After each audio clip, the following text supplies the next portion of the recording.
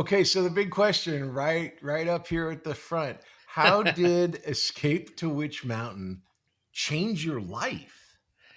Well, yeah, I mean, you weren't kidding. You put the big question up front. Escape Witch Mountain, and it still amazes me to this day when I think about it. Was literally a dream come true. It changed my world in many ways, because all of a sudden I was being recognized everywhere I was going. People were staring at me. It seemed like, Well, and you're a I got huge Disney fan, and when we were kids, we would go. What was it like for Ike Eisenmann at this age to go to Disneyland? oh my god, it was awesome. I got to go for free as many times as I wanted. I could get as many free tickets as I asked for once I'd done the movie. And then what happened, what was even more impactful and meaningful for me, was that within a week of shooting, Disney signed me to a 3-year contract. From the heart of Hollywood, it's the Patrick Labyorteaux Show with Patrick Labyorteaux. It's the Patrick Labyorteaux Show. Patrick Labyorteaux. He's the one you gotta know. Tonight's episode, Ike Eisenmann. Patrick Labyorteaux Show. He's the one you gotta know. Okay, so welcome. You know him as Tony from Witch Mountain movies, and also you've heard his voice literally more times than probably anyone else in this entire world. Please welcome child star extraordinaire Ike Eisenmann. Hey, Ike, how are you? Hey, man, I'm great. I'm great. What a great introduction. Thank you so much. It's an honor to be on your show. I'm so glad you're doing it. You do such a great job with it. I really enjoy it. Oh, thanks, man. Just to Yeah. set it up so people know where this conversation is coming from, Ike and I have known each other since we were kids. We've been trying to figure it out. Maybe we met I know I met Al. Al is your brother. Al's an actor Yes. or was an actor at the same time, just like my brother was an actor. And Al and I became really, really close friends. And so I would always hang out at your house and we would hang out together. I'd hang out with Al. But I don't really know where we met, but it was just sort of like maybe Herb Tannen because we had the same commercial agent. Oh, And maybe you were our with mom you. started talking.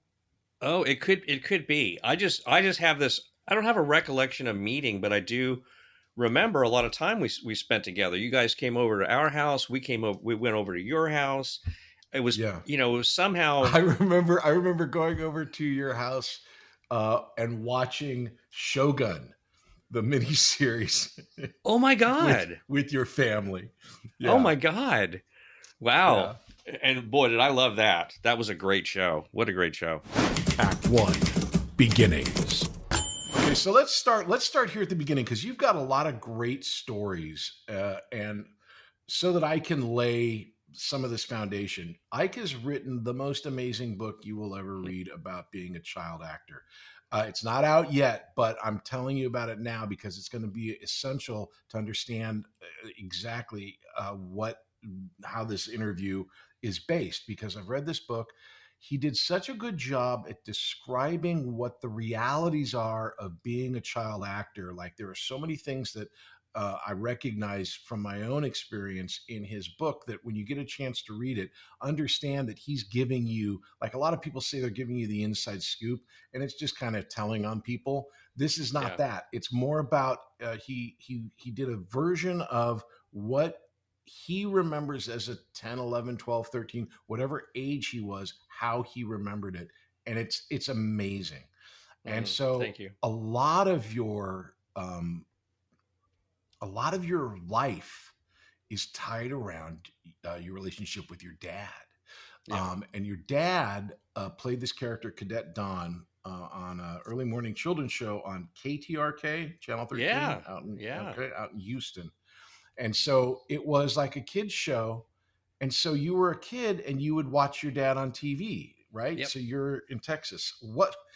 I've never had that experience. What's that like when you're a kid and you see your dad on TV and then you see him come home? It's incredibly surreal. I mean, I watched his show every day with my mother. He was on for 9 years, and it was a live show 3 hours a day. I mean, it was long, like 2 to 3 hours. It was, I only know that because going through some of his pictures and paperwork and all the stuff that he'd accumulated, I found one of his handwritten show schedule for one day, and it was just packed with stuff, packed with content, whether it was cartoons. Was it a show that showed interviews. cartoons, or was it him They doing did. 3 hours of content? He did show cartoons. He did. Uh-huh. But his character, Cadet Don, was basically a pseudo astronaut, like a space flight person, because that was really big in Houston at the time. The gentleman who created the show wanted to help promote NASA's Mission Control Center, which had just been built there. It had just started in the late 50s and early 60s. And it was just, Houston, we have a problem is exactly what they're talking about. That's it. They're talking to Houston in a building there somewhere. But so my father then had access to a lot of astronaut guests and people from NASA and whatever celebrities came through town. Chuck Connors was on his show. I think Pat Boone might have even been on his show one time. It was hugely popular. I mean, huge. My father was a major star in Houston, Texas. We literally could not go anywhere without people running up to him. And he did something so incredibly unique, and I don't remember where he got the idea for this. An aspect of his show that he would do, he did it once on a lark and then started doing it every day because it's like the fan mail just blasted the station. But he would do a little segment where he'd call out, he'd call out and he'd say, Patrick, it's your birthday today. We're so excited for you. And I just want you to know, if you go and you look in the utility closet by the kitchen, you'll find your present. Oh my gosh. Now, you can well imagine what happened after he did that once, and it was all fake. He made up fake names and just came up with this idea. Within a few days, the phone calls, the inundation of how do I get my child to be announced on your show? So he started a postcard writing thing where people could write in postcards, and they would just have to randomly select people because they got so much mail. They couldn't accommodate everyone. But that was so impactful that literally Dennis and Randy Quaid ended up meeting my father and, pardon my French, crapping themselves silly because they said, "You're Cadet Don. You're Cadet Don. I want you to know I found my present. I found my present." So he had announced their birthdays when they were kids in Houston. Wow. And so that's how far reaching this local television show kind of had over the course of time. So he did a very entertaining show. It was very unique in a way. And he was very successful at it. And I was actually on, my brother and I were both on, starting at the age of 2. I was on the first time. And he would do that on our birthdays every year, have us on as a special guest to celebrate our birthdays. And I have actually a video clip of my appearance on it when I was 2 years old, because he had someone film me on the show as it was being shot, and all the presents I got and all of this stuff. So I grew up with a very surreal and strange concept of what movies and TV shows were. They were real things with real people did this stuff, because I could watch him on the TV, and then a few hours later he would come through the front door and start rehearsing and working on whatever kind of stuff he was going to do for the next day.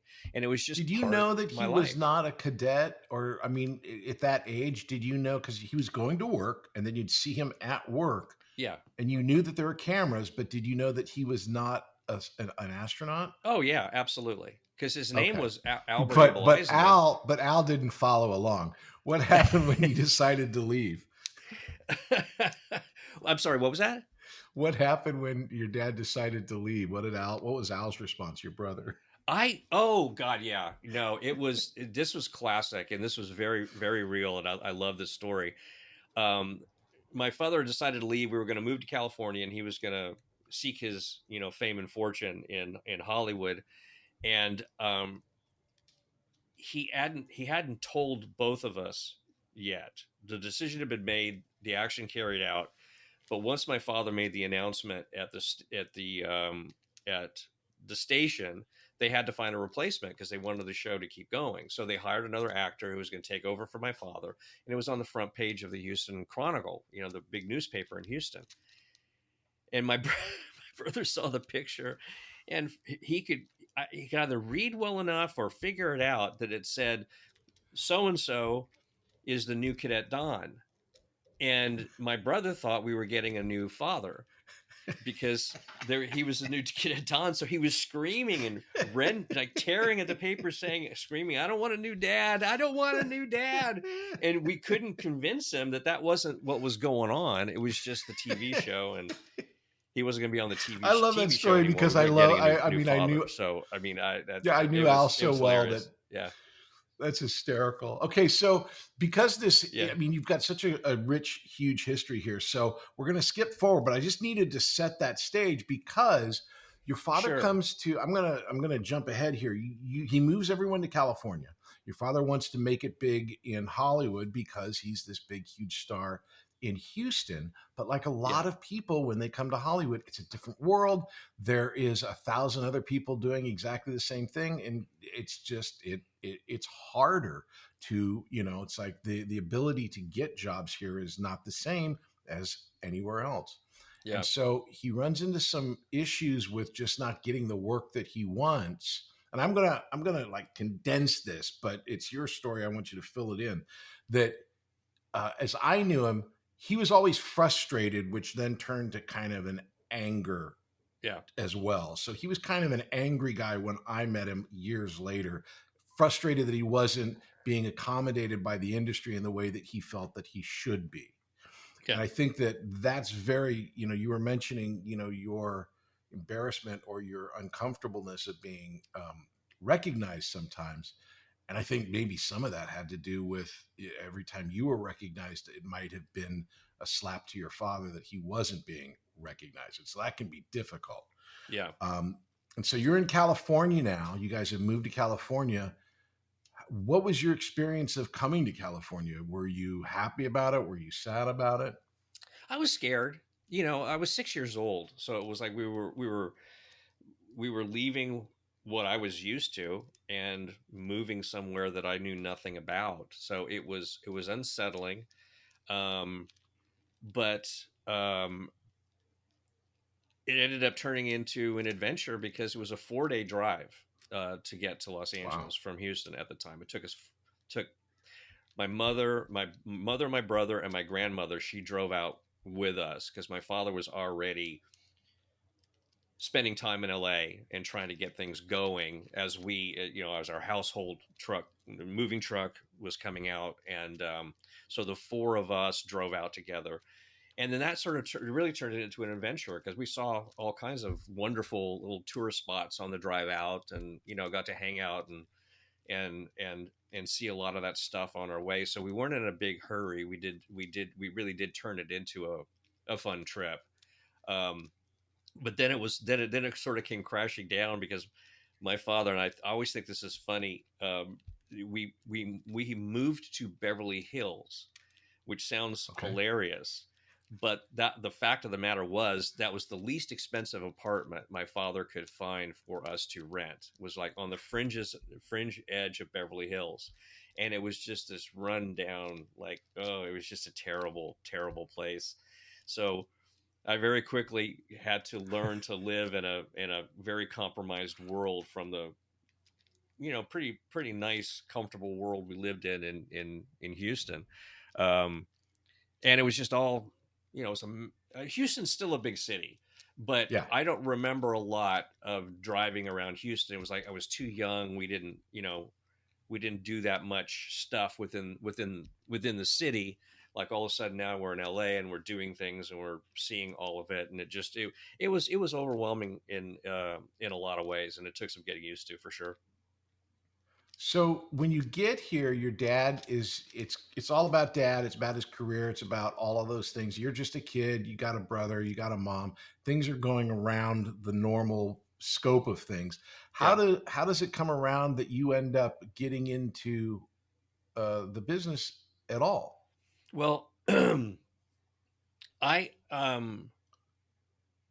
the thing about Los Angeles, and I don't know if this is true to this day today or how long it lasted, but there was this very interesting little thing that happened in Hollywood families. Anybody who worked in the business, they would always put their kids into the business doing commercials, and it was always on the ostensibly to earn money for their college, like later in life. And that always sounded incredibly bizarre to me. It's like, okay, you're going to work as a kid so you can pay for your own college, and your family doesn't have to fork it over. I mean, but everybody did it. Everybody did it. Yeah, when I read that in your book, it was like, that's exactly how we heard it. It's like, oh, you'll pay for your college. Like, it makes it okay.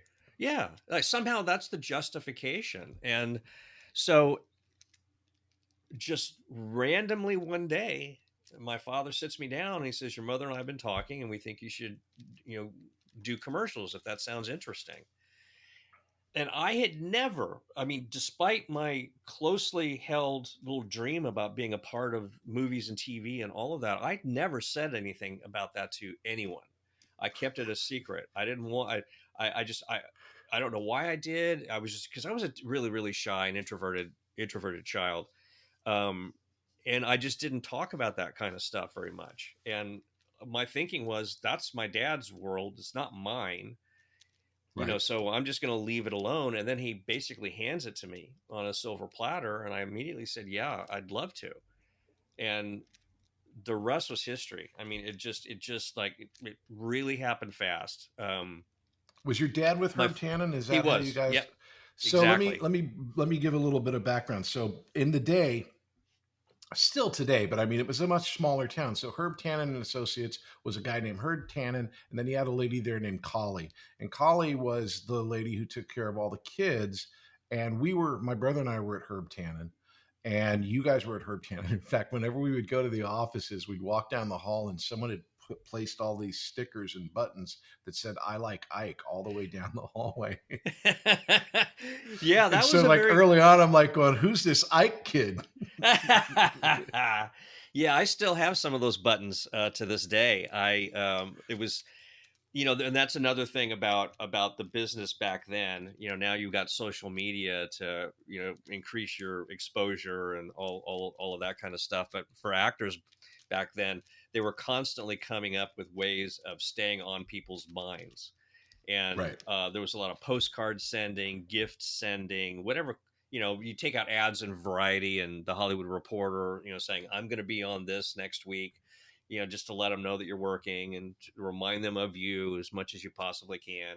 So my dad came up with this scheme to do an I like Ike button, and he printed a whole slew of them and handed them out everywhere we went. And so literally I have a picture of one on my computer. I don't have it. No, I don't have it here. No, I demand all the memorabilia as soon as I mention it. So Herb Tannen was like the big commercial person. There's a lot of them, but like they were the biggest. And so you worked a lot, and it was just a mill of children doing commercials. I imagine the reason is that there's no other, like you said, there's no social media, there's no anything. So back then the advertising was commercials, local commercials, radio commercials, voiceovers. And we as kids, you'd go on 3 or 4 auditions a day. You'd maybe book 1 or 2 a month. And it was a busy, busy time. And your brother, my brother, I think Collie said my brother booked 28 jobs in 1 month, which to this day is like, I can't imagine that statistic's correct. Yeah, that's. But I did know that he was. I think he was always working. Yeah. And you were as well. And it was at this time. Was it the very beginning that you became Little Sprout? Little? No, I didn't book that job until it was. I'm trying to think what the time frame was, because I think it was before I did Escape to Witch Mountain. I was 10 years old. So it was before that, and it lasted until I was 13, because I ended up growing up and as happens to us boys, my voice started changing and it was cracking in the middle of the sessions, and so I had to I had to retire. It could have made you a castrato. I had to You could have retire done the from job being to the the Green day. Sprout, and it broke my heart because, man, you want to talk about fun stuff. My favorite work to do was always animation because I just loved the talent. I loved being a part of this whole other aspect of all of this stuff. We got to this playground that we had, at least that's how I saw it, because I had a Yeah. blast. But it was really disappointing. But that was a huge campaign. I mean, for me, huge. Yeah. If you're I not loved it. old enough to remember it, there's ho ho ho green giant, and there's a big Giant, giant yeah. green guy, and then he had was his name Green Sprout or just Sprout? They Little call him a Sprout. Little Sprout? green sprout. I don't know if you can see it right behind me. I've got a There you gift go. from a friend, a lamp of the green sprout, and I've got one of those pop dolls of Oh, him as sweet. well. And my And so one for of my years, most anytime you heard him, it was Ike. yeah. And Yeah, later it on, was. we'll get to it. It's like anytime you heard anything in a movie, it's also Ike. So when you're doing these commercials, one of the things about that you talk about in the book, which I responded to and was like, wow, this is something no one really talks about. There was a professionalism that child actors had, and you specifically talk about it in the book, that kid actors were expected to be basically perfect because the older actors are the ones that have the emotions and the freakouts and they don't know their lines or whatever. But if you're a kid that doesn't know it, then you can easily be replaced. So if you were a working kid, you were always the one that knew exactly what to do. Can you talk a little bit about how you feel about that and how that became, because you seemed ultra professional at such a young age? Well, it was deeply important to me. I wanted to do it, and I wanted to keep doing it. And it wasn't so much like as I picked up on a vibe that's what was required of me. It was just innate kind of to my personality I was just so damn grateful to be a part of it. I liked grown-ups more than I liked kids. I mean, I didn't socialize with kids. And this is not me playing my miniature violin. I really didn't have many friends growing up. It's like I wanted to hang out with the grown-ups. I didn't want to be at the kids' table. I wanted to be at the grown-up table. Even if I just listened, it didn't matter to me. So to make sure I continued to successfully be a part of that, I listened to what people said. I did what I was told. I tried to be as perfect as I could all the time, and I actually developed a reputation for doing all my work in one take. Maybe not so much on commercials because they're far more demanding in so many different ways, but they do my coverage. I do it in one take. They'd say, let's do a second one for safety and we can move on. And I literally booked a guest spot on Fantasy Island, making that promise to the producers that I would do all of my scenes in one take because I was 17 years old. See, the other thing is for everybody who doesn't completely understand what it's like to be a child actor, not only are you working 5 to 6 hours a day, but you have to do 3 hours of school in between. Right. Your breaks from working were going into the schoolroom, doing your homework. And we had set teachers who are also welfare workers that looked after our well-being on set and all that kind of stuff. But under the age of 18, you're restricted to working a total of you can be on the clock for 9 hours and no more. There's no such thing as overtime for children, which I know you know. This is obviously for your audience. Sure. So the older you become as a teenager, the harder it is to get work because they don't want to hire you because you're restricted. They'd rather hire a 19-year-old who looks your age, and they don't have to do the whole school thing, which slows things down. So the producers at Fantasy Island thought, he's not 18 yet. We just don't think we can have him because it's just, it's going to eat up too much time. And, we got to get through the schedule. And I said to my agent at the time, I said, I'll promise him this. I will do everything in one take, no matter what, and we'll fly through it. And they ended up hiring me. So now I show up. I did it. I freaking did it. And then one of my scenes with Ricardo Montalban, it was kind of emotional. It was an emotional scene, and there was a fair amount of dialogue, and we got through it. And they said, "Okay, great, let's turn around on Ricardo." And he said, "Whoa, wait a second. Why don't you give this young man another take? I mean, this is too much. Just let him do another take." So I ended up doing another take, and when he was on set, he was the boss. So whatever he said went. But Sure. so that sense of professionalism was somehow innately part of my personality, and I just picked up my clues. When I saw kids acting poor, not acting poorly, but misbehaving or anything like that, and then you never see them again, you start to think, wow, yeah, that could be me, and I don't want that to ever happen. We'll be back after these messages. Hey there, my name is Patrick Labyorteaux, and I play an actor on TV.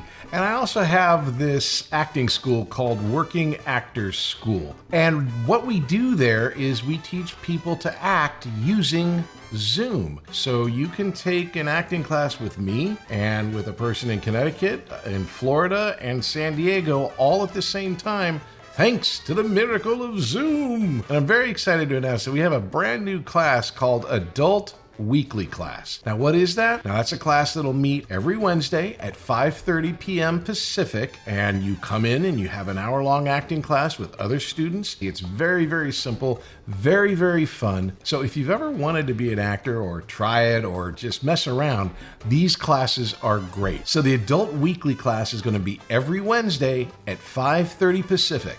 Now come and check it out. It's going to be really fun. Go to workingactorschool.com. Check out the website. You can sign up for the class there. If you need any other information, there's a phone number and an email on the website. You can get it there.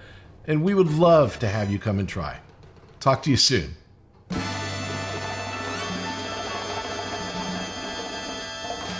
Act 2. Success.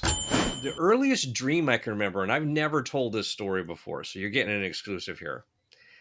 When I was about 5 years old, I think, because that seems to make the most sense, I had a dream that I was sitting on my bed playing with some toy, and all of a sudden I heard thumping on the roof of our house. And I thought, what is that? And there was another thump. It was really loud. So I got out of bed, I ran through the house, opened the front door, and stepped outside. And this is where it's particularly fascinating for me.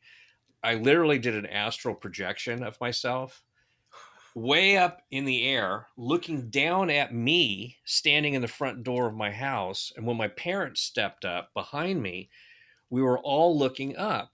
And over our house was this stream of giant seven dwarfs, like balloon type characters. It was the seven dwarfs, each and every one of them in all full color, and they were slowly but surely, one at a time, floating down and bouncing off the roof of our house, and then going off into the distance.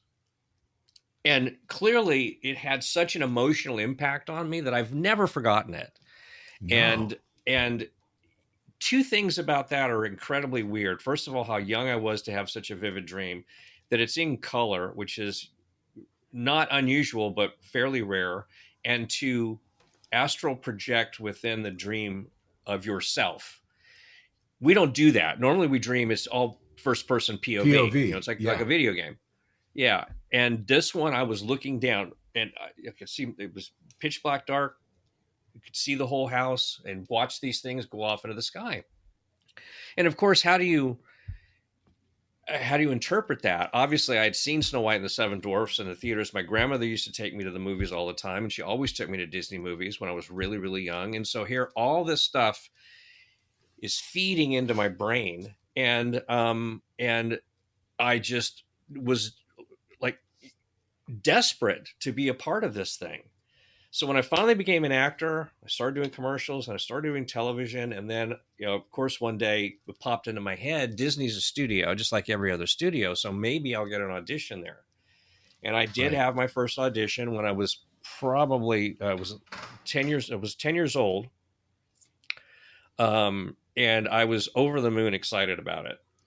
And I ended up meeting you and I know this, but Virginia Higgins, the children's casting director at Disney, went in and read for her. She was very complimentary, very happy to meet me, and I left, and I never heard another word. And I thought, man, this is really weird, because by that point, I was starting to book TV shows fairly regularly, and I got a lot of callbacks also. And I just thought, well, maybe I'll get a callback, at least something, but nothing. Then another audition came up, and another audition came up, and another one came up, and I kept going back, and I couldn't gain any traction there, and I had no idea what that was all about. And then one day, there was one more audition, and I was just like, I was feeling like I was practically wasting my time. It was a door I wasn't going to ever get through. And I went in, and it turned out to be for Escape to Witch Mountain. And I didn't know, because one of the things Disney did, and this is my recollection, so it may not be 100% true. Excuse me. Every time I read for something at Disney, I never knew what it was.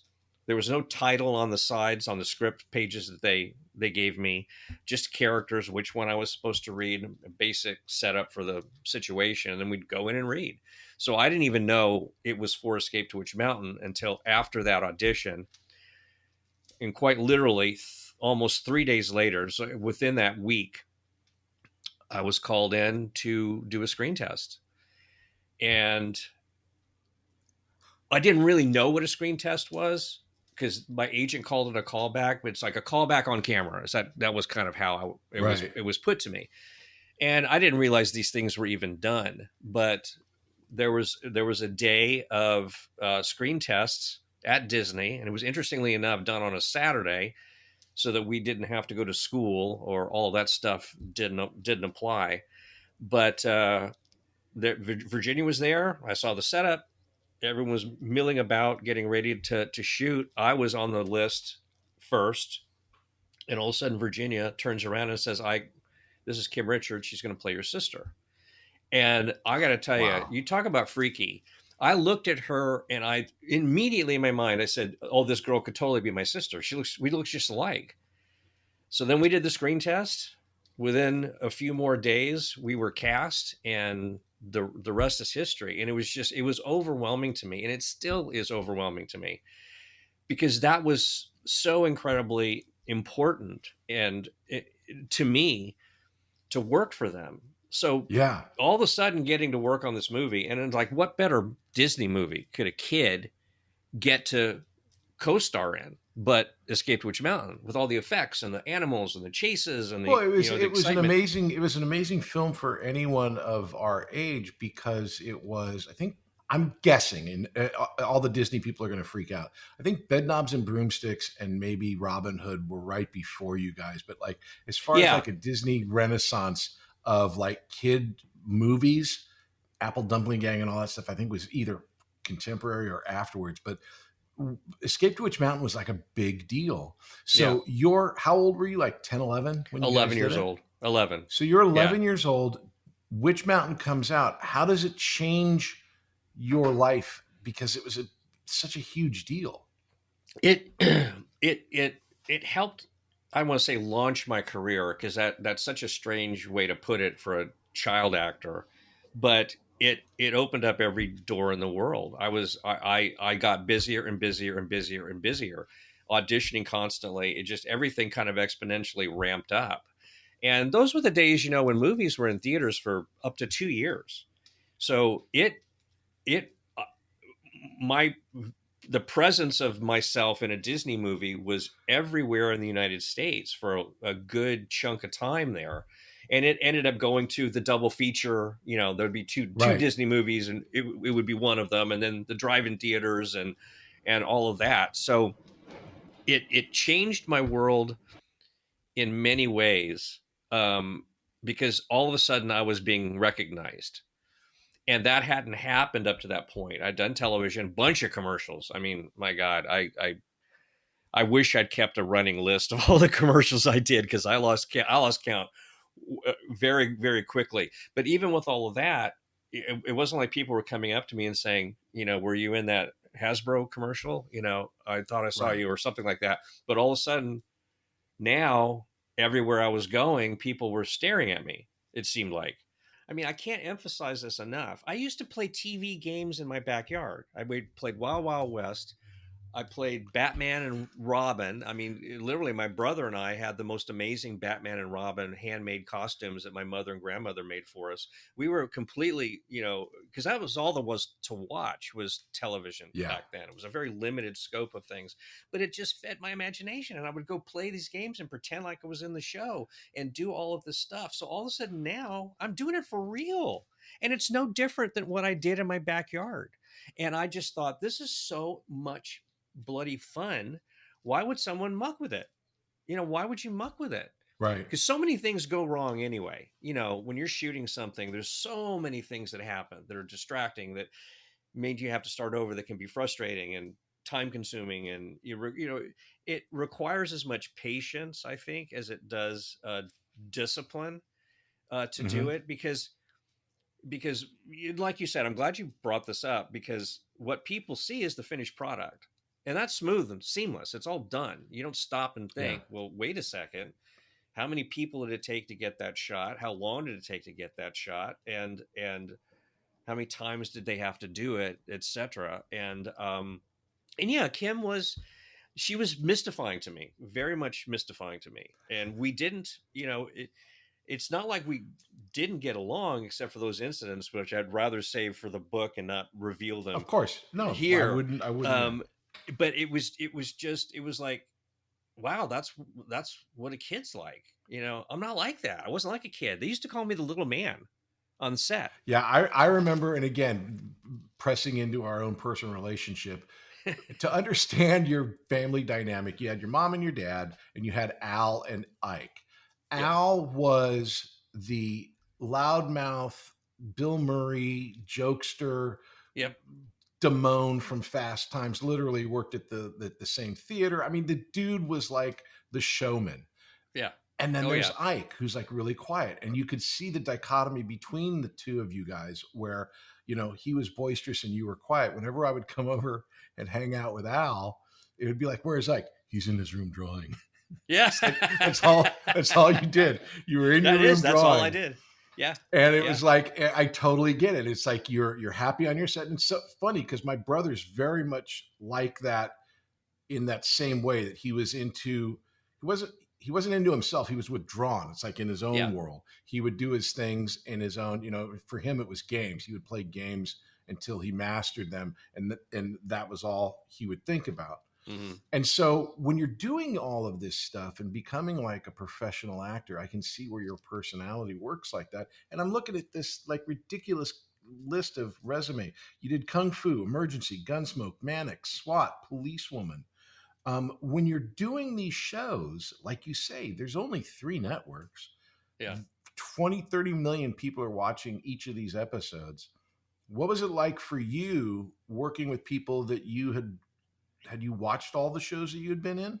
Oh yeah, we watched everything. We really did, because it was our business. It was my father's business, and so we watched as much as possible. And so I was aware of them. But the thing is, because I started so young, I started when I was 9 years old, and my first commercial I did was with Bob Ridgely. Okay, so before if you don't know Bob Ridgely is, if you've ever seen Boogie Nights, the colonel who comes in with the coked up girl and he tells her to get out of here and asks to see Mark Wahlberg's stuff, is Bob Ridgely. That's Bob Ridgely. That's Bob Ridgely. And he's legendary voiceover guy. Yeah. And brilliant comedic actor. He was just outrageously funny and so good, because he had that, I mean, even in Boogie Nights, he's hysterical. He's got that deadpan kind of delivery for stuff, where he just makes you laugh. And he did. That shoot was fun because of him. And I don't even know why I remember that it was him. I do have some pictures from the set, and one of them you can kind of recognize him in, but it stuck with me. The name just stuck with me. And we started seeing him, of course, everywhere not long after that. But not sure where I was going with this. But no, I did. I knew who these people were. And because I was in the business so young and dove right in and just moved along, I was never starstruck. I was never intimidated. I was intimidated twice, only twice. But to me, my dad was on TV. They're on TV. Right. He's a real person. They're real people, and then I would meet them and they'd be just like who they were on television, and almost to an individual, incredibly, warm and nice and super professional. And I only ran across some unprofessional performers a couple of, well, kind of a few times in my career, but it just still goes back to the same thing. We're all, as a crew, and it's exactly how I felt. I was a member of the crew. I wasn't an actor. That was my job. Right. That That's was what I did on the crew. Yes, that's better put. And I thrilled at that. I mean, I liked being a part of the team and making something magical. I mean, it's interesting. So like when most people would think about like, oh my gosh, you were starstruck to meet, any one of these quote unquote actors. The only thing I've heard you talk about in this interview and in the book that you were starstruck about was Walt Disney Studios. Was this what I'm going to guess, but you can tell me the magic of it, or the idea of Walt Disney, or was it Walt Disney? What was it? It wasn't Walt Disney. I knew he was a person. And my grand sum total experience with Walt was watching The Wonderful World of Disney on Sunday nights, which was an absolute ritualistic viewing in our house every Sunday night. And Walt would sometimes introduce the shows. They'd intercut him some things he'd done from the past to keep him alive long after he had passed. And it was just like the studio had an allure to me, because I knew they were doing amazing, fantastical things on that lot. And that's what was killed me the most about auditioning so many times. I never got to see inside the studio until my screen test. The setup of Walt Disney Studios, and it's still there, it was Buena Vista, the street Buena Vista, which is where they get either the street gets its name from Disney or he got the name for Buena Vista Productions. I don't know. Yeah. But it's right on Buena Vista, and they have a guard gate, and then right to the side of the guard gate was where the casting office was. And it's right a smaller lot. It's not like Warner Brothers. It's not like Paramount or Universal. It's a small lot. So literally, like the first stage and then that animation building is like, you can see it from the casting place, but you can't go in. You can only go into the casting place until you got a job. Yeah, so you're seeing that. The casting office had a side door. So you didn't need a walk-on or a permit to get on the lot. You just parked in the parking lot and then walked in the side door and checked in. But once you headed down a hallway towards the casting director's offices, there was another door that led out to the studio, and it had a small little glass window like this in it. Or it could have been larger. I don't really know. But I would peer through that every time I walked, and I could see the stucco in a brick building that's right across the street from the back side of the casting office. And I would just go, oh my God, am I going to get a glimpse of something? But it is magical. It's a magical studio. I mean, it's beautiful to be on. It's all Art Deco designed. They've maintained that with most of the new construction that they've done on the lot. You were describing that dream, and it almost felt like the dream that you described was the big administration building they built with the seven dwarfs holding up the building. It is weird. That is really weird. You're absolutely right, because that's kind of what they look like, these very cartoonish, balloonish figures. But all of a sudden when I'm working there every day, and my lunch breaks comprised of going out and searching the lot, snooping around, sneaking around, looking everywhere that I could. I'd look into buildings. Did you ever go in the tunnels underneath the animation building? And the animation building had the greatest draw for me, to use a pun,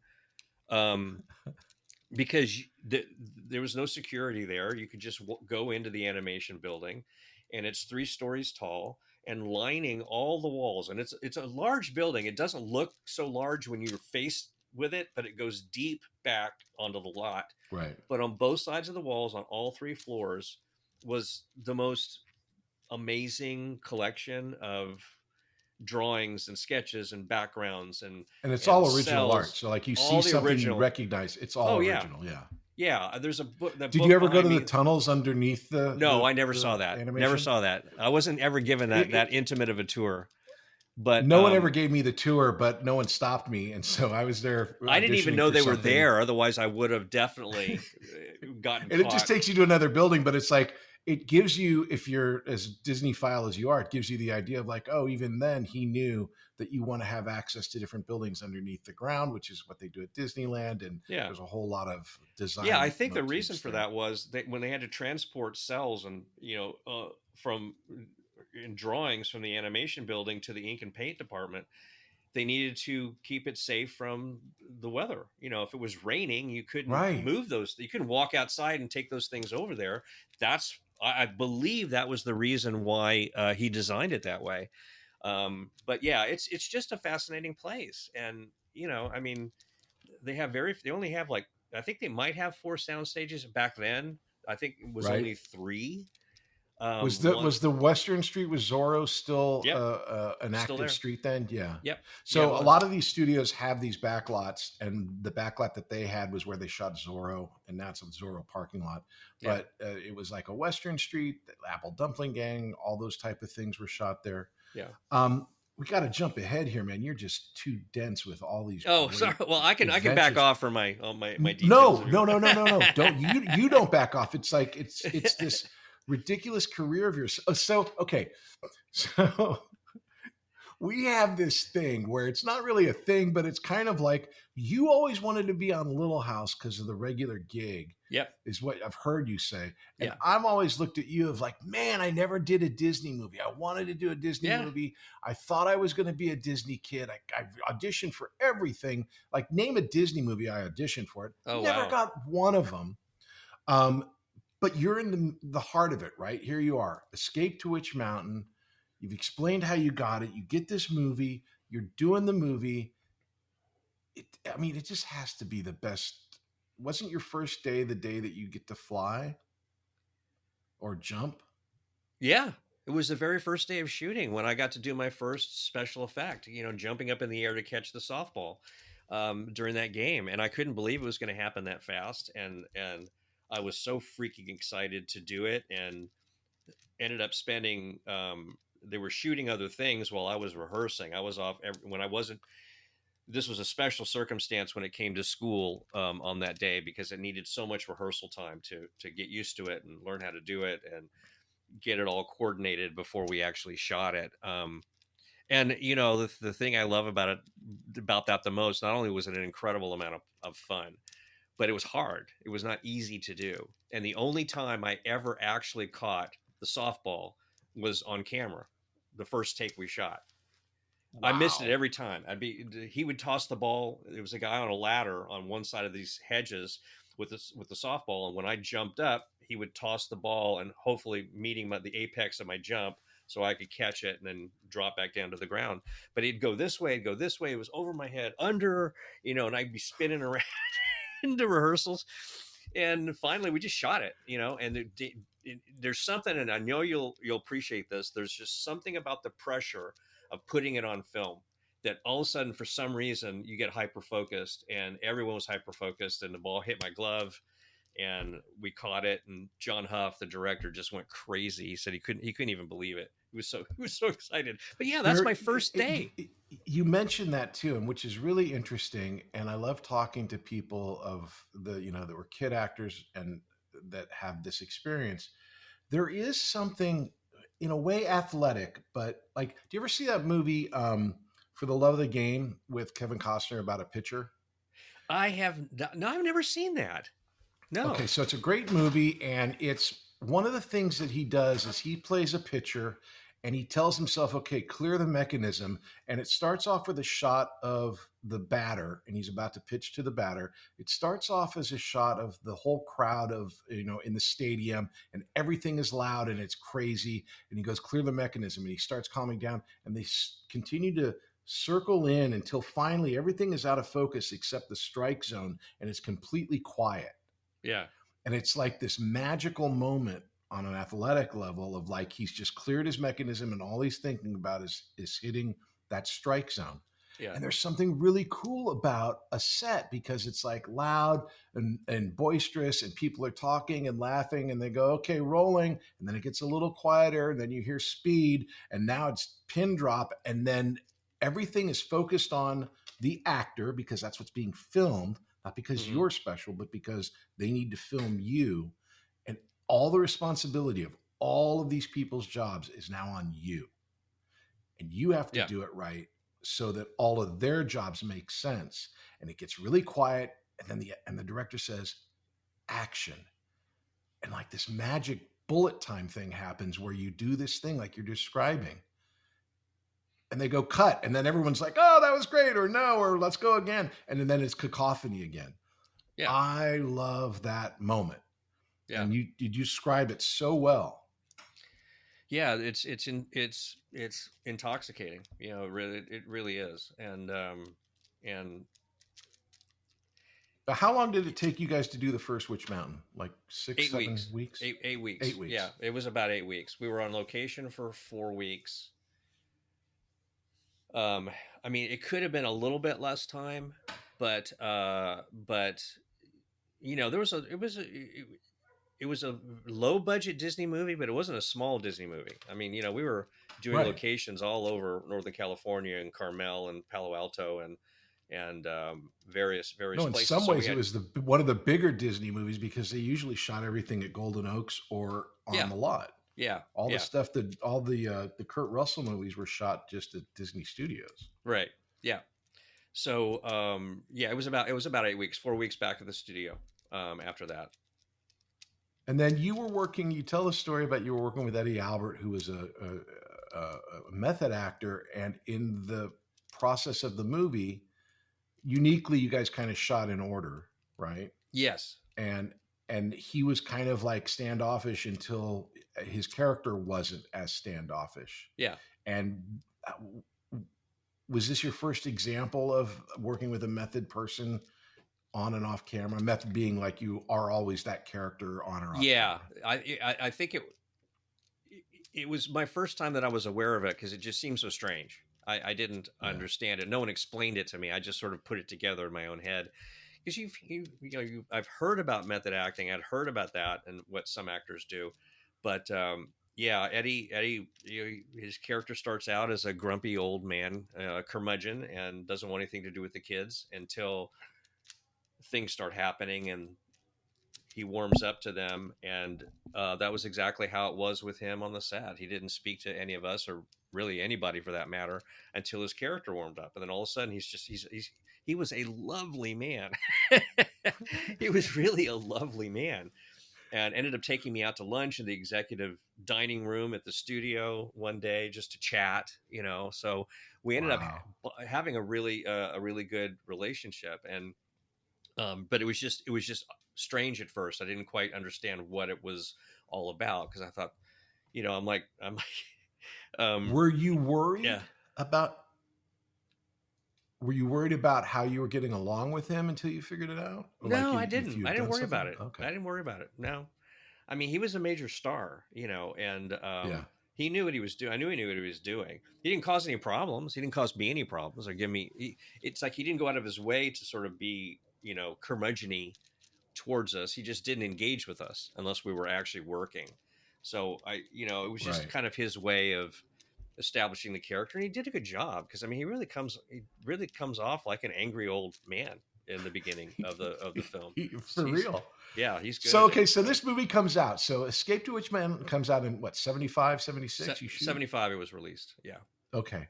And as a viewer, obviously I knew you, but as a viewer, and I knew Kim and Kyle and all, I love this movie because it was a great kids movie. And I always compared it to Star Wars in that it was the Star Wars before Star Wars. In that it was like this really cool science fiction, had UFOs, had magic, had all this stuff that, you know, I loved at that period of time. And I think kids did. UFOs were a real big deal in the 70s. seems like everything was Evel Knievel and UFOs for some reason. Yeah, exactly. Oh my God, Evel Knievel. God. Right. And so you come out, this movie comes out, and now you're this big star, like Mhm. for real. Like everyone has seen this movie.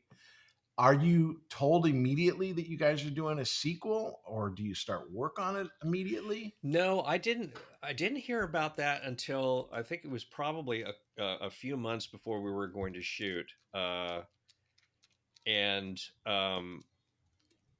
it ended up being one of the titles that landed under my 3-year contract. So that they just picked that movie from as one of my movies to do. But yeah, Right. it was a few months before we shot that I had heard about it, and the schedules were clear, like the shooting schedule, to make sure I wasn't doing anything during that period of time. But that was super freaking exciting, to have a sequel, to do a sequel of your Right. movie. I mean, it was just amazing. And in this sequel, I'm going to say these names and not believe it. You're working with Betty Davis, Donald Pleasance, Christopher Lee. Donald Pleasance was in the first movie.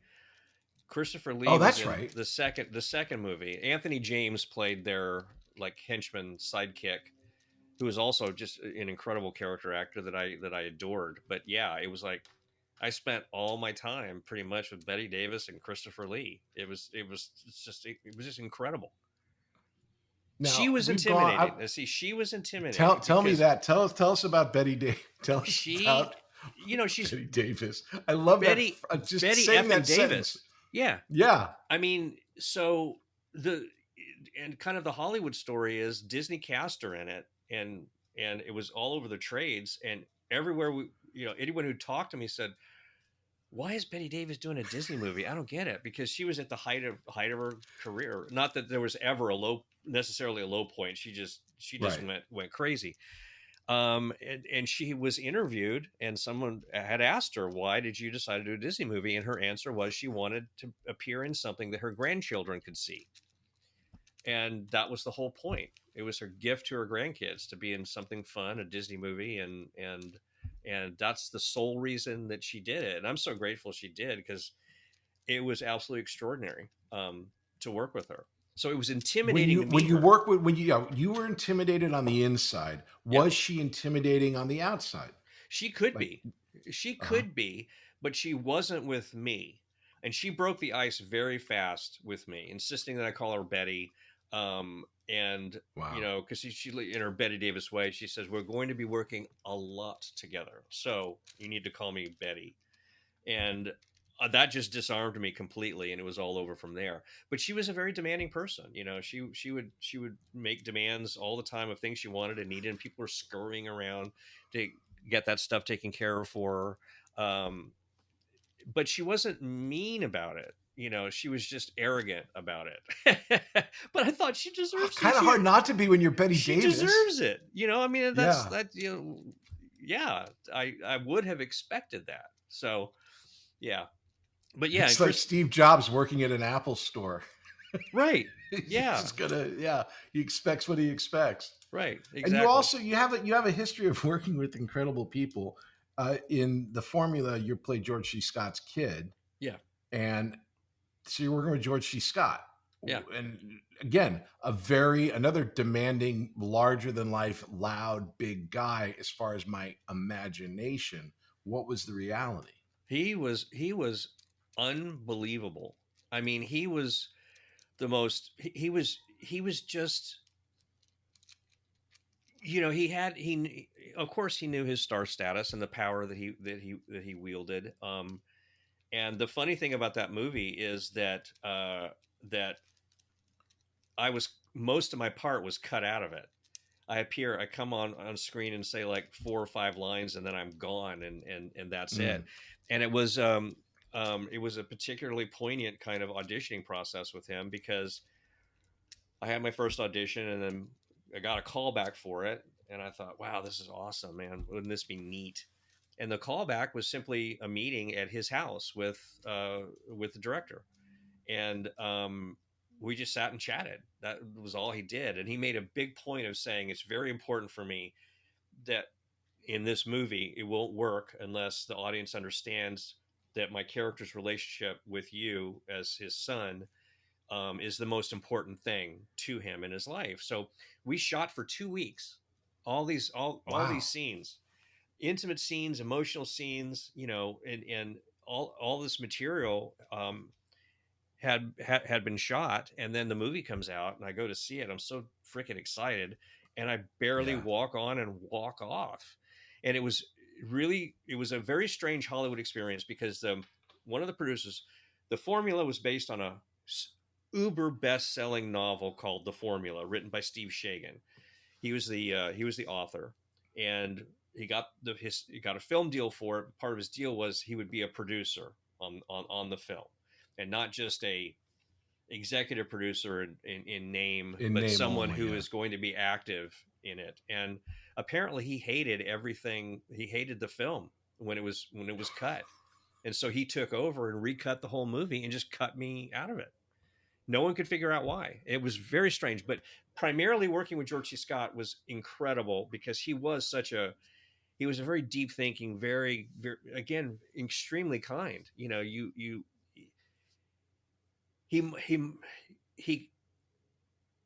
didn't really come off with the gruff nature that he portrays so much in his roles. But, I mean, he treated me so well, and we used to play chess together because he'd play chess by himself. And I was a budding chess player, and I loved the game, and I had no one to play with because I got get a chess set for Christmas. I learned the rules. I play with my father. I beat him 3 times, and he quits us. He's never playing with me again. So that was the end of that. I had no one else to play with because my brother was too young. And so I can't imagine Al being patient enough to play chess. Oh anyways. God, no.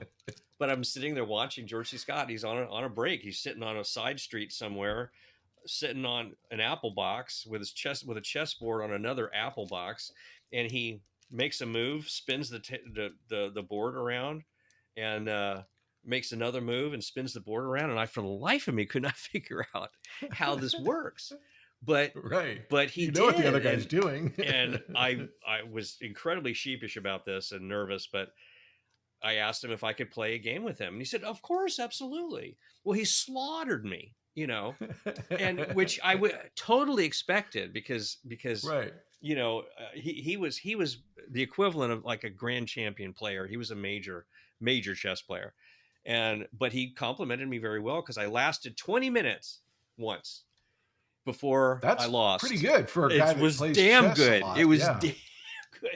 And he thought, that's great. Keep it up. You're definitely learning. So he was a very giving, caring man. And I loved working with him, and it really broke my heart that much of my part was cut out because you didn't get to see. That always hurts as far as an actor, where you have these intentions and understandings of what you put into it, and then you go and you see it and you realize that you're not a part of this thing that you kind of put a lot of energy and effort into. Yeah. I'm going to jump around here a little bit. I want to get to Star Trek for sure, but right before that, so you've done Witch Mountain 2.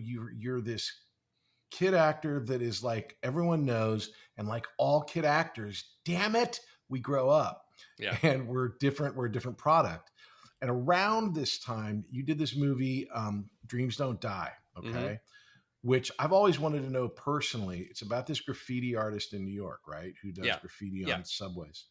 You yourself are an amazing artist. Were you doing your own art? I did some of the on-camera stuff, but not. No, the art was done actually by the graffiti artist that the story was based upon. There was a real famous, notorious graffiti artist in New York in the late 70s. And he became like enemy number one amongst all of the transit authority there, the people who ran, the subway system and all of that. And he spawned an entire, young generation for years of people who went around. They call it trashing. And we call him Banksy. Yes, I mean obviously he turned that into something incredibly phenomenal. I'm a huge fan of Banksy, but anyway, it was based upon him. But they were using him for a lot of the spray painting stuff because he had the skills. It's not easy. It takes practice. No, it's a different skill. And again, Yeah. if it's based on his story, then have the artist that you're telling the so story. he did all the paintings. He did all of that. He did a lot of the on-camera stuff, especially the close-ups of the hand. I did a couple of shots, like pulling my mask down and revealing myself and then painting. So you knew I was in there somewhere, because I had a handkerchief, wrapped around my face to protect my identity.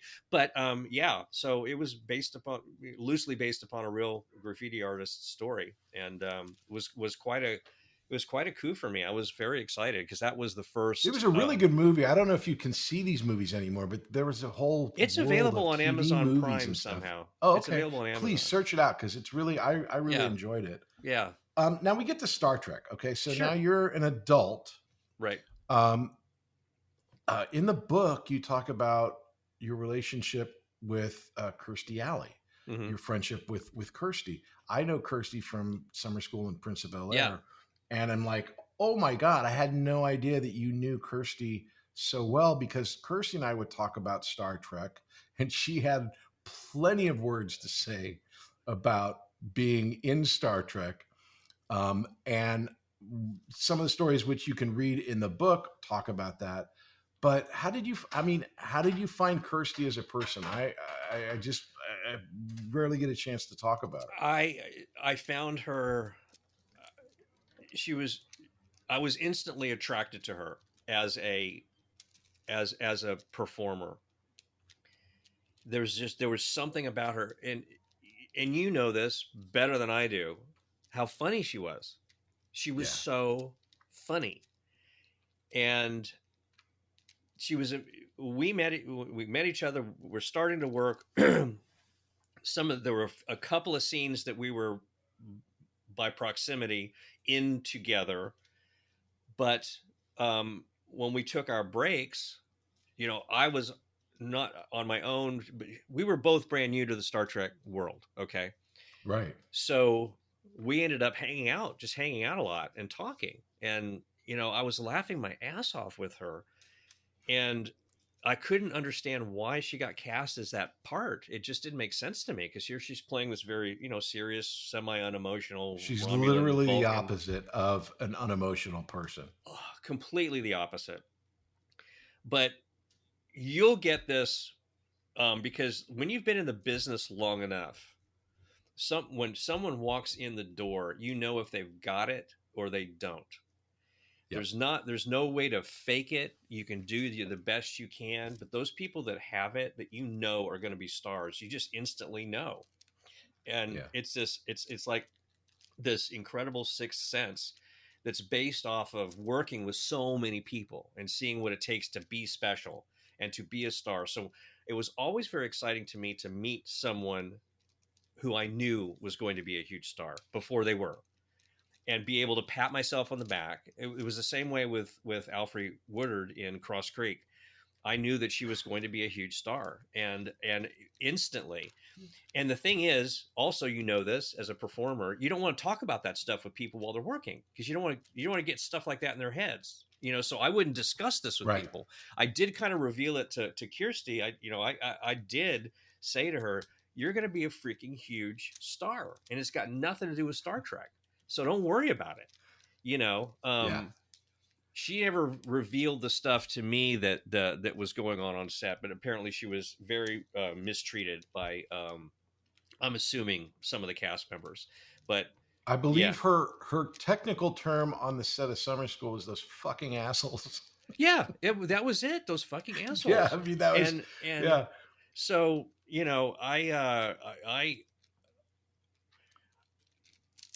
I really do feel like I gave her some comfort and some support when she was really at her wit's end with the situation, and I talked it out with her. And I just said, she wanted to quit the business. She didn't even want to stay in it. She said, if it's going to be like this, I don't want anything to do with show business. And I said, you can't do that. Not based on these people and this experience. You just can't do that to yourself. And that was when I told her, I said, "You're so damn funny." And of course, that's where her career really took off, was in comedy. Yeah. But She has this great feeling of she just doesn't give a fuck, and she's got this great confidence. oh God, And yeah, she'll say anything, and she's up for any joke, whether it's about her or self-effacing. She's just, usually you get, and this is why she's a star, usually you get the beauty, which boy did she have, yeah, or you get a personality and a sense of humor, which she also had. And it's like, it's a double, it's like she had it all. yeah. She And did. It was all in one when package. when I first worked with her on Prince of Bel-Air, it was like, oh, she's like this amazingly crazy, funny woman. Yeah. And then of course, Cheers and everything. You're like, oh well, yeah. I mean, it's only tapping a little bit of what she's capable of even then. Mhm. And that was such a great experience. I Yeah. mean, dude, you've got so many. So you're in Star Trek, for God's sake. So Star Trek, you could have an entire career just going to Star Trek conventions and being your character of Star Trek and being in the Star Trek universe. Yeah. But I don't know. Have you ever done a Star Trek convention? I did the 50th anniversary. Yeah. In How Las did it Vegas. go? What do you think? Well, those things way overwhelm me. I think they're absolutely incredible. That one was massive. I mean, they took over the entire Rio Hotel convention area. It's the phenomenon of all that fascinates me, because I'll quickly say I was invited to a Star Trek. It was called a Star Trek convention in St. Louis, years before, many years before the 50th anniversary convention, and before Paramount had finally figured out that this was a thing and they were going to restrict copyright use, of the trademark and brand of Star Trek. But it was a small convention run by a guy who just wanted to put one together, and he never done anything like it before, but he advertised it, and sure enough, I think he had about 3,000 people there. And that was my first experience with any of this. And when friends of mine heard that I was going to go do this thing, they all said, all right, just be aware. All right. Star Trek fans are a unique and special group of people. And even Dan, the guy who ran it, we had a phone call before I flew in, and he says, look, Ike, I got to prepare you for something, because when you come in, there's a group of us that are picking you up at the airport. Because one of the other things that Dan did for this event was a portion of the proceeds went to a pediatric AIDS wing at a hotel, a hospital that was fairly new. And so he prepped me right up front saying, we're going to have some people and we're going to go to the hospital because I want, give you a chance to see what it is we're doing, what we're doing the event for, as much as to just have fun. And he said, some of these people, they're real serious fans, so they might be dressed up a little bit. So just so you know, don't be afraid. They're the best people you'll probably ever meet. I was ill prepared. That was no preparation for walking out to where I met this people. And almost all of them, I think only Dan wasn't dressed up and someone else was not dressed up, but 6 other people were in their incredibly rudimentary makeshift homemade Star Trek uniforms. And one guy was a Klingon with sort of brown makeup smeared around his face and a rubber thing on his forehead and the Spock ears. And I lost it. I mean, not outwardly, but on the inside, I thought, what have I gotten myself into? I cannot believe people do this. Well, by the time we got to the hospital and all these characters, all these people started to go around and visit the kids, and the kids went nuts. I thought, okay, there's something really special going on here. The whole event just had a huge impact on the entire ward. And even the nurses or whoever it was that took us around, she started crying. She said, "I'm so grateful for you guys to come here and do this." None of the kids knew who I was. They didn't know.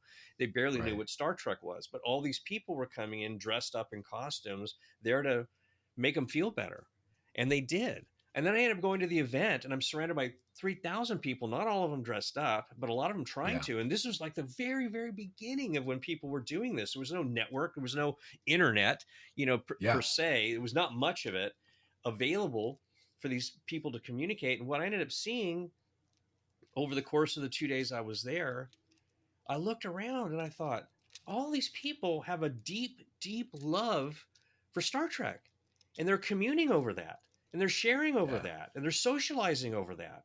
I thought I couldn't fill a banquet hall with people that I share something in common with. It's like I'm sitting here talking to one of them, right? So there's like 10 or 12 of us, and we could do a dinner together, but that'd be the extent of it. I really have this deep envy for what they got to enjoy as an incredible hobby.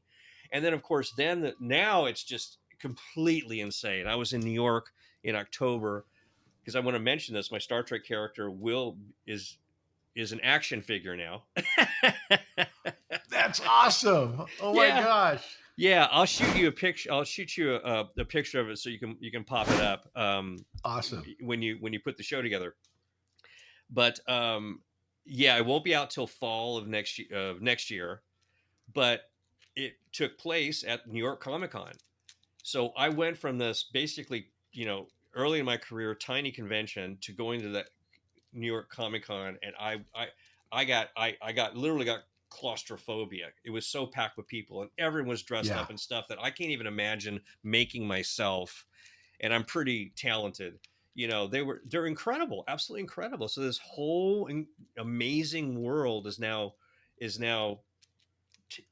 capturing, people's imagination, and they're having a blast with it. So the Star Trek one was great. I had a great picture with like a ton of Star Trek people in costume, this whole big group, and it was good fun for me to see people who had been on Star Trek that I didn't know or hadn't met before.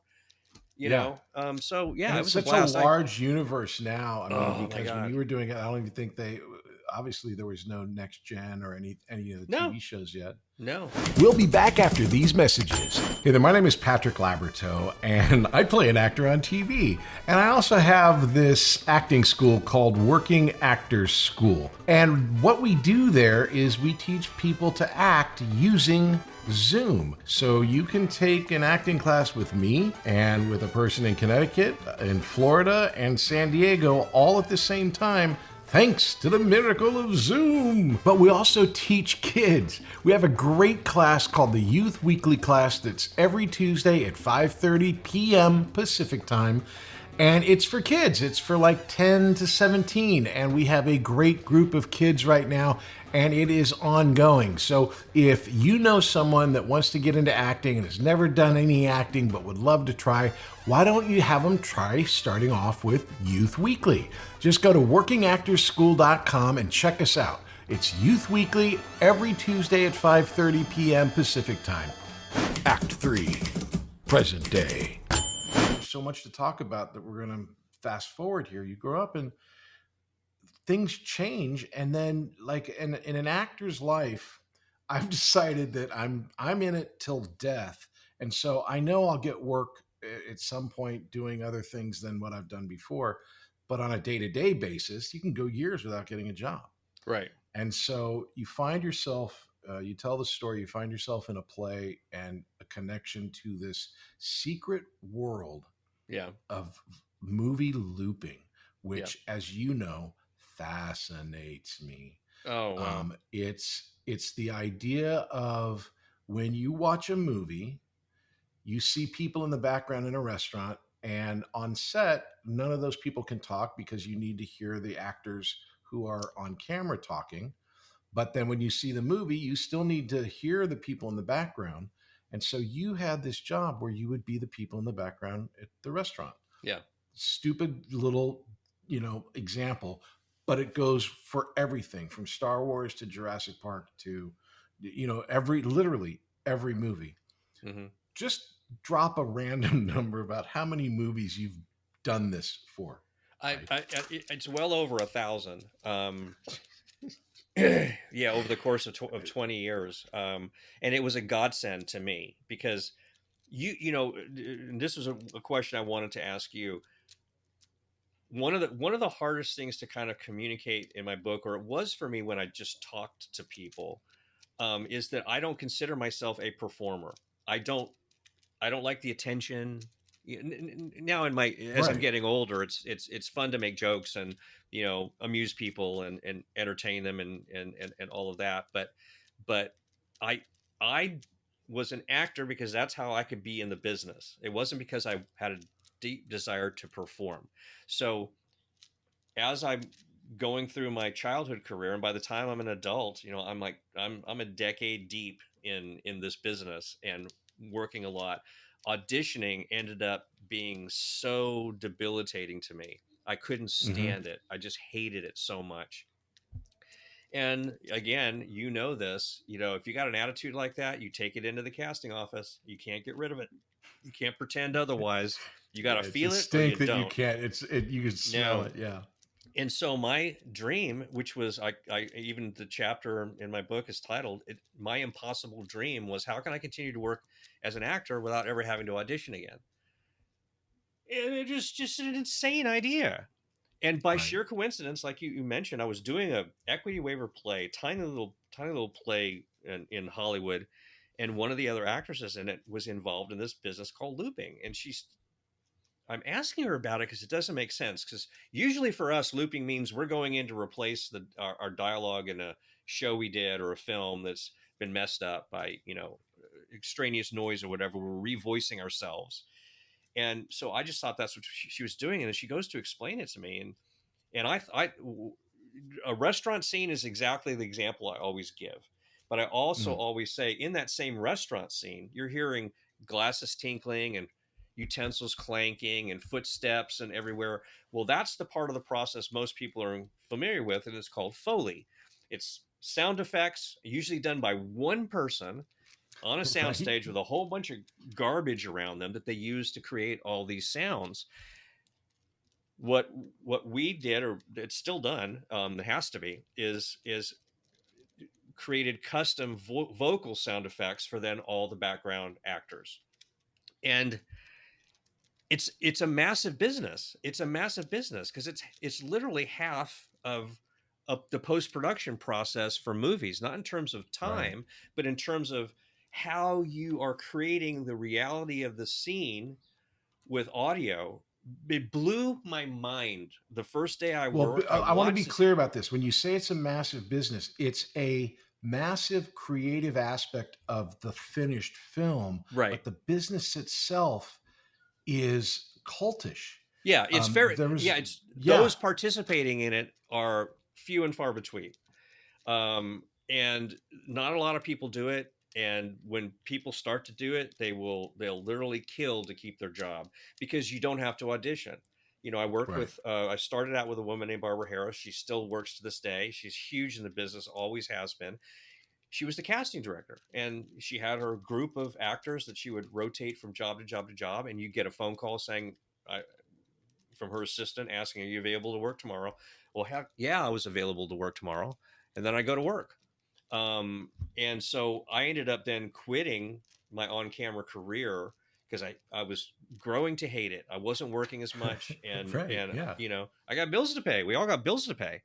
And then I started doing that, and it just kind of took off from there. And I'm not going to ask for you to give any financials, but I'll run over the financials. The thing about looping, which is the magical golden goose, which why everyone who does it kind of keeps it quiet, is because when you're hired on the movie, you're hired as a day player. Right. And under day player contract, you get access to residuals.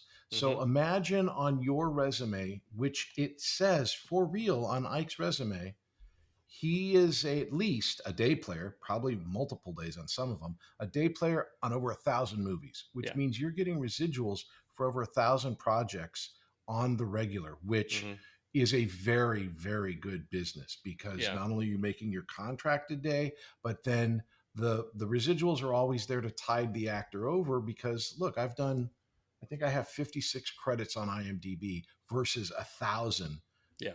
would be on your IMDb if they listed it. So it's a crazy great consistent income stream that allows you to just like chill, which Yeah, is absolutely. amazing. I everyone obviously worries about their livelihood and making sure things last, especially when it's great and it's working for you. But it gave me such a sense of relief that I just didn't have to go out there and grind anymore. I Yeah. was done with it. And You've been doing it and since you were 9. yeah, yeah.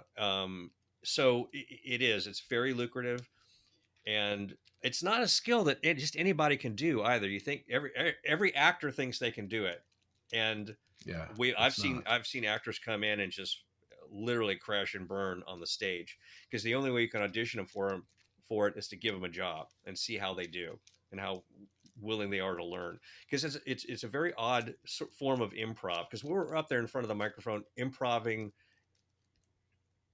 conversation about nothing. It's just about nothing. It's like the Seinfeld episode of right. film production. You can't draw attention to yourself. No. You have to be specific. It's almost as if you're inhabiting the person you're seeing and imagining how they would do it. So you're performing for someone that you don't know. Yeah. It's there's so many angles to it. Yeah. I did it a couple of times and loved it, but it's not easy. Yeah. No, it's not. So those people that that cream you pull off the top for the people who do it and do it well, they work constantly. Absolutely constantly. And is there a project or a moment in a film? Because my brother did this, and he worked with you. You guys had a group called the Mad Dogs, and right. My brother worked with Mad Dogs.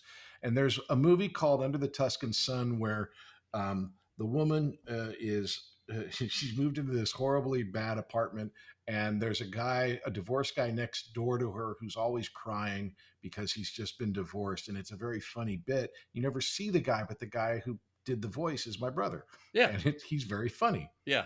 Is there any voice job or thing in a movie that you've done that you're especially proud of that like people would know of, or is it just all? Yeah. The example I give the most, because it's probably one of the best movies we did, not only in terms of our work as a group, but the original Gladiator. That was a monster project. To kind of give you an idea, generally speaking, if you loop a movie, you maybe have 8 actors on the stage, and we can do the whole thing, all the crowds and all that stuff, because they just double up tracks and if necessary. But the crowds were so massive in Gladiator that we had to hire 35 actors a day in order to give the sound department all the noise that they wanted. That they wanted. Well, we ended up coming across a cue. I ended up doing, basically, there's a term called efforts that if you get punched in the stomach, you go, ooh, you make a noise, and they call it an effort. So we said we need to do some efforts for this character, whether they're shot or they fall down or whatever it is. But a scene came up that they didn't know what to do with Joaqun Phoniex in it. And he is, I don't remember what the context of the scene is, but he's visiting an infant child. And it's a really intimate close-up of him leaning in, and you just don't know what he's going to do to this baby. You have no idea. And he puts his face like right down over him like that, and then kind of smirks and backs up. Well, the ADR editor said, what's his name? Ridley Scott wants something here to make this scene work, but nobody has any idea what to do. And I said, I know what to do. And I jumped up and they play the scene, and as he leans in, I just went, sniffed like he was smelling the baby. And it's in the movie, because when they played it for Ridley Scott, he said, oh, I like that. That's really sick. And then at the end of the movie, I ended up doing all of his efforts and grunts and groans and his death chortle for the fight at the end. And my partner, Mitch Carter, did all of Russell Crowe's efforts and breaths and grunting. So he and I were basically on the stage separately, because you don't do it together, but separately doing both parts. But everything you hear coming out of Joaqun Phoenix's mouth, other than his dialogue, is me at the end of the movie. So that's why I like to give it as an example, because if people want to go look and say, "Oh my God, this is what he told me about," you can see it, right there. So yeah, I love that story because I tell this story on TikTok where I was like an ad hoc guy. They'd come in and for a specialty thing, and they were doing a test screening for a movie called Sliver with Sharon Stone and Billy Baldwin, and there's a scene that they were testing where Billy Baldwin's masturbating to watching Sharon Stone in a bathtub, right? So Sharon Stone is in a bathtub masturbating, and then Billy Baldwin's got all these cameras, and he's watching her on closed circuit TV. And I do a pretty good Baldwin, and so I audition. They bring me in, and I'm there with Philip Noyce, the director, and he goes, "I want you to climax here, here, and here."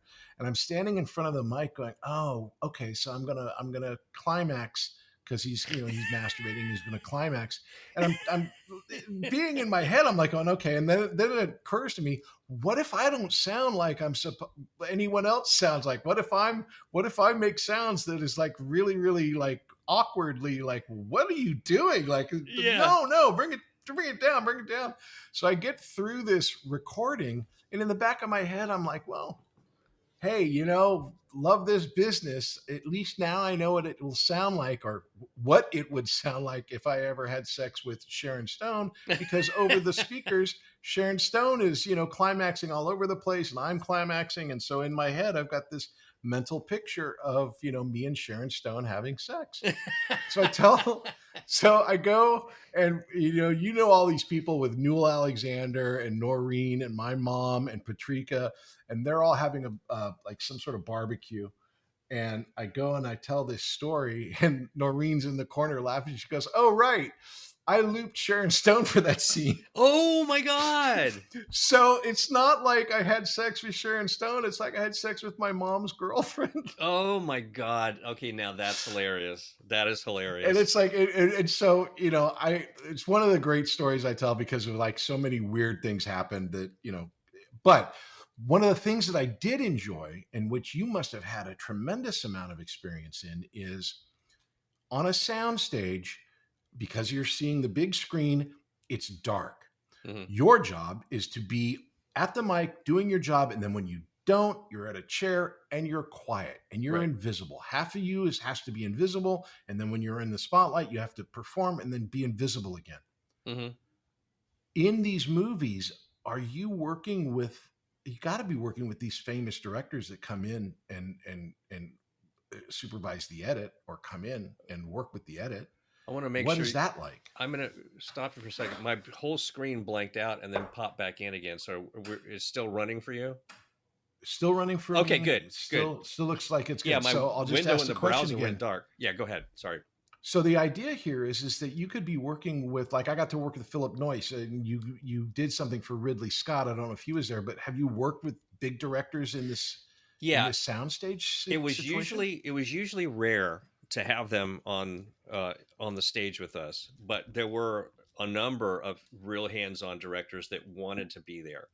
That was usually a big red flag for us, because oftentimes directors come in and they have no idea how looping works and how it works the most effectively.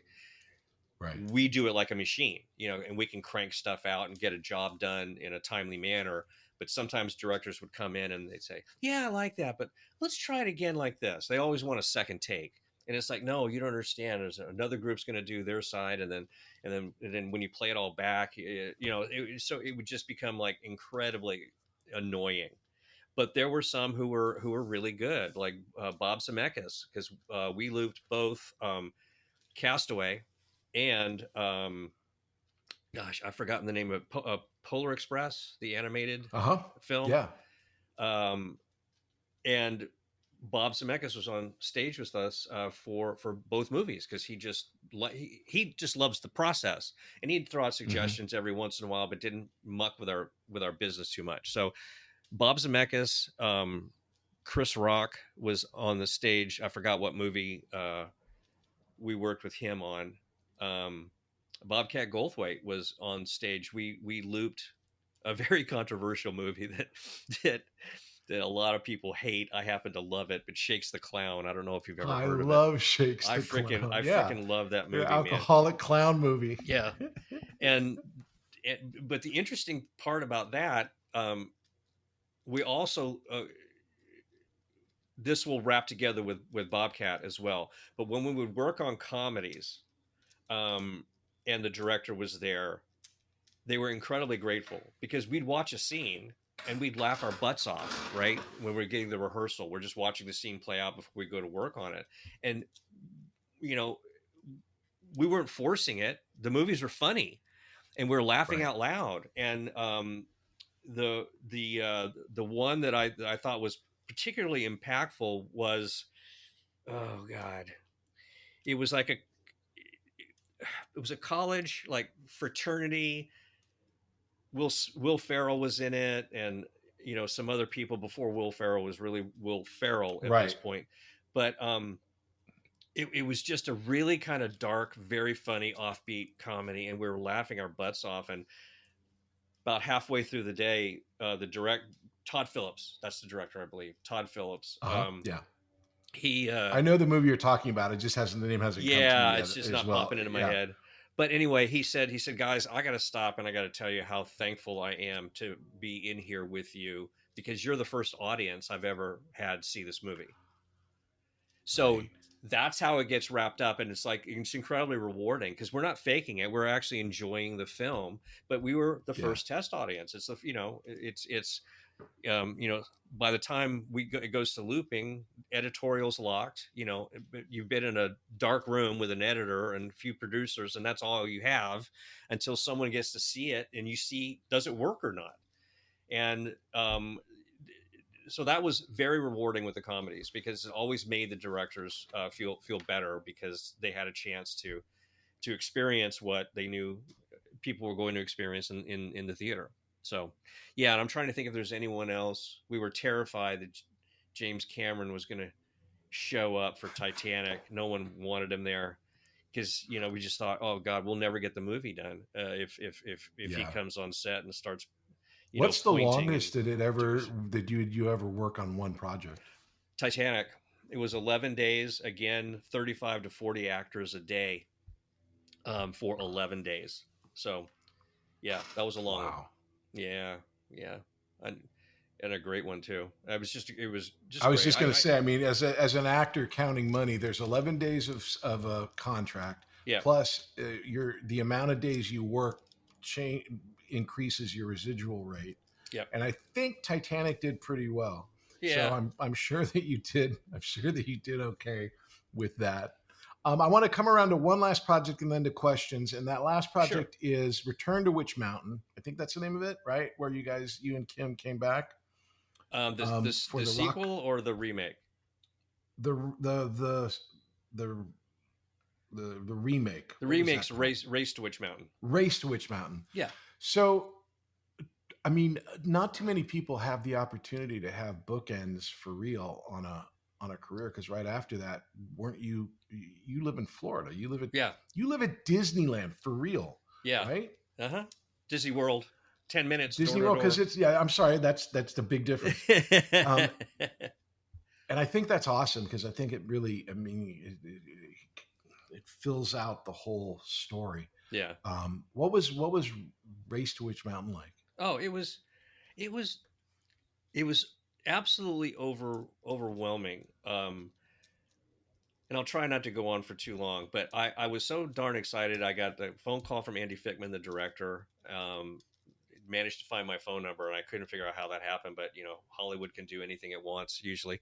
And he called me up and said, look, we're shooting this reimagining of Escape to Witch Mountain, and we'd love you to be a part of it. And I said, oh my God, yes, please, please, please. And he told me Kim was going to be in it also. And he explained the whole thing to me. And I was just really, really excited. And a few weeks later, I was flying out to LA and I decided to do something just sort of on a whim. I hadn't watched Escape to Witch Mountain in quite some time. Now, I've seen this movie way too much. Even back before I started writing my book, I whenever it was on television, I would just go ahead and watch it. It was on the Hallmark Yeah. Channel for a year or 2 years, and it was on it constantly, almost every weekend. So it got massive exposure all the time. And so I would just sit down and watch it. I remember once I actually had it on the television, but I wasn't in the room watching. I was just listening to it, which was a whole nother interesting thing, to just hear all the audio and the dialogue and then have the memories flood through my head. But I had decided, it had been a while, I was going to sit down and watch it because I knew I was going to get asked a lot of questions. And because Andy had already prepared me, saying pretty much everybody who's working on this film is a huge fan of the two of you and that original film. And so you're going to have quite the welcome. So I was prepared for it, but I took a DVD along with me and watched it the night before I went to work. And it was both a good thing and a bad thing, because I was just sitting here all by myself watching the movie with almost a fresh set of eyes. And I started weeping. I started crying because all these freaking memories were coming to me. And, I say this in my book, and I say this all the time to people.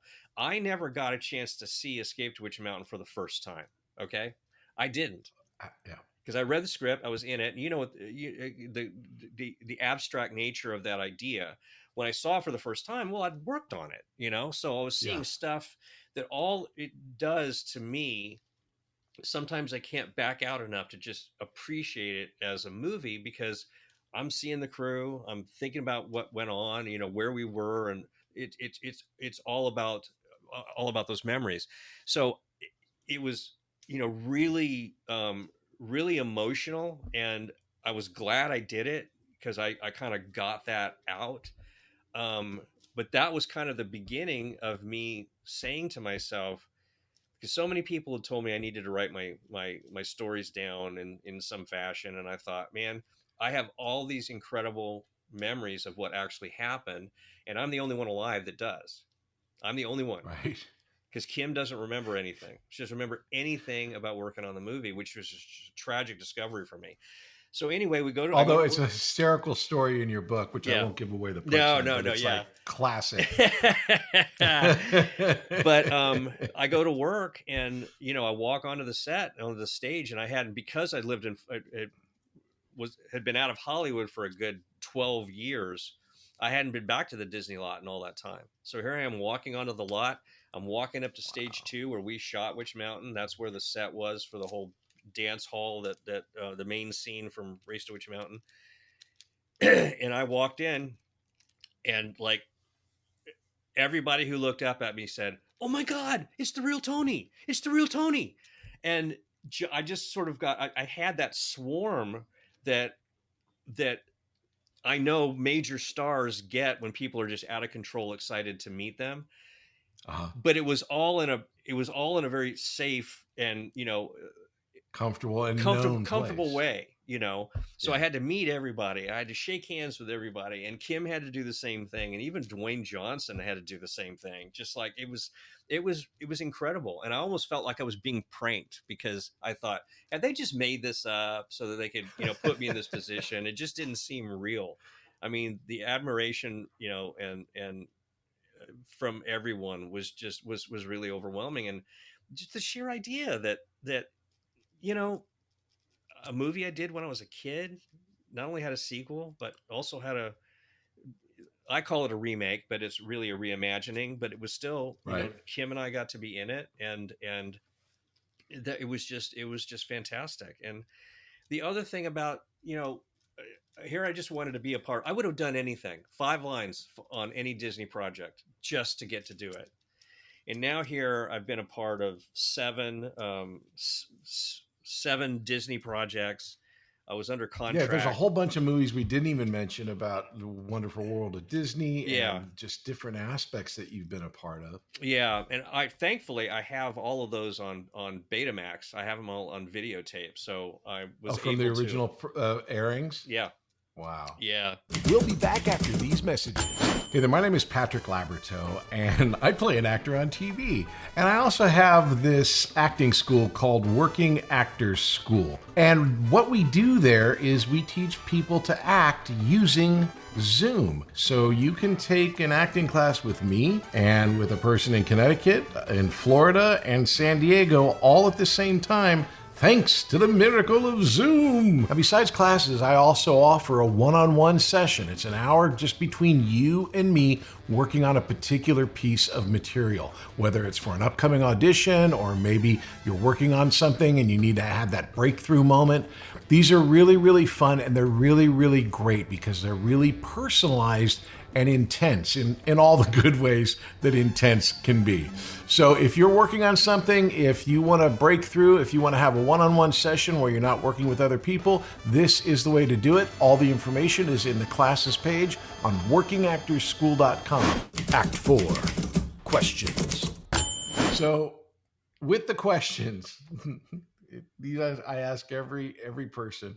The first question is, that's showbiz. What's the most Hollywood moment in your life? Man, that's a crazy wild question. I don't know if I have a real specific answer to it. I think my most Hollywood moment had to be just going to the premiere of Race to Witch Mountain, because it was at the Egyptian not the Egyptian theater, the El Capitan theater, Disney's theater. And there was a red carpet, and there was press and, and cameras and microphones, and walking down the red carpet with Kim and talking to people and getting my picture taken and thinking I'd never been to a premiere of anything I had done before. That was the only time I was ever at one. We would have cast and crew screenings. They probably aired all the movies you'd been to were across from the animation building. Yeah, at the theater on the Disney lot. Yeah, that's where we saw Escape to Witch Mountain and Return from Witch Mountain. So there weren't any movies that had that aspect to it, and it's very interesting because that it just that would have to be it. Because that I would agree with you. Yeah. I would also suggest, and again, it's in the book, the moment where Betty Davis explains to you how to be a star. Yeah, I'm saving that. An example. I'm saving that for my readers. Saved. Yeah, it's good. No, that was incredible. I didn't want to necessarily go into that story and spoil it right here, but man, I totally understand it. It was so much fun because you can't go into the detail you do in the book. Yeah. Okay, that's Showbiz Part 2, the most embarrassing Hollywood moment. I was going to meet a theatrical agent for the first time as a kid. By the time I was with Collie Vidal at Herb Tannen, right? She did all my commercial stuff, but she was also responsible for getting me my audition for Gunsmoke, my first TV show. Once I got that, then I was going to start going out on more auditions. She says, I can't handle you for that, Ike. That's not my, area of specialty. So I have a recommendation, Toni Kelman, and, I've talked to her. She'd love to meet with you. Yeah. So the day before, it must have been that day, because I think I went to school. I got sick with the flu the day I was supposed to meet her.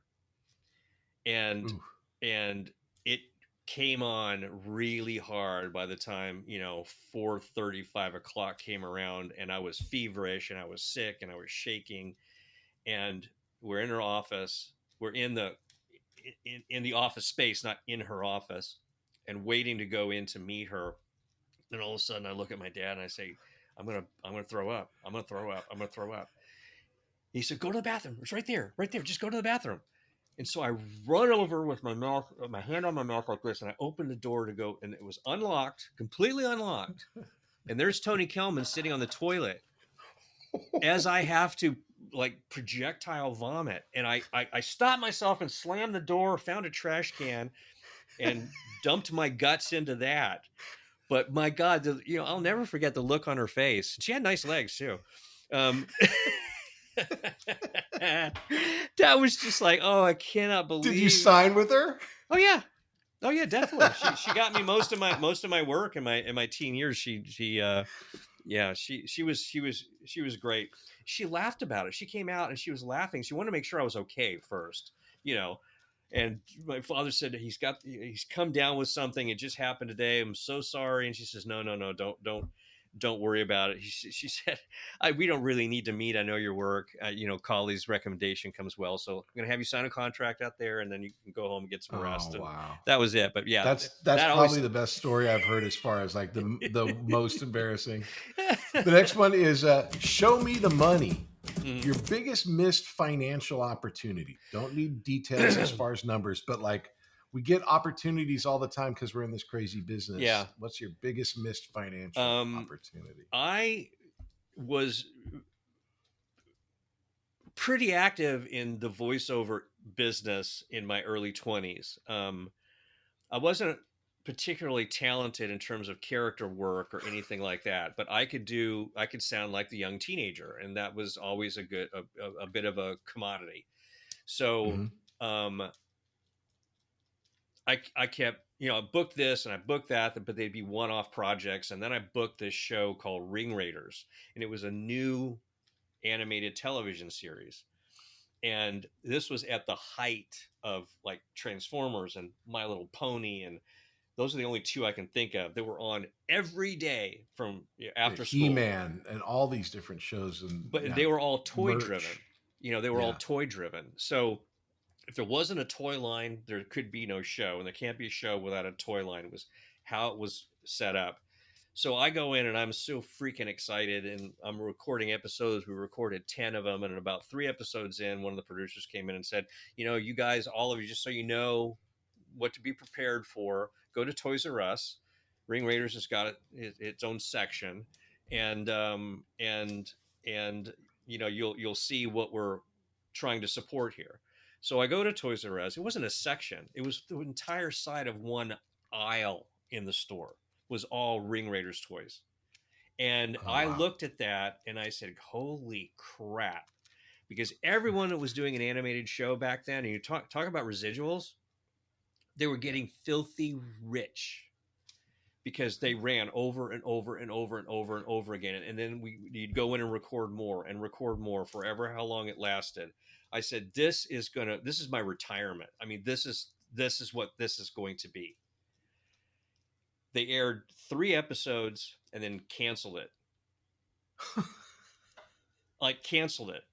And it turns out that there was the federal government, the FCC came down on all the production companies and the networks that were airing what parents had considered 30-minute commercials for toys. They had no redeeming value whatsoever, other than they were just 30-minute commercials for toys.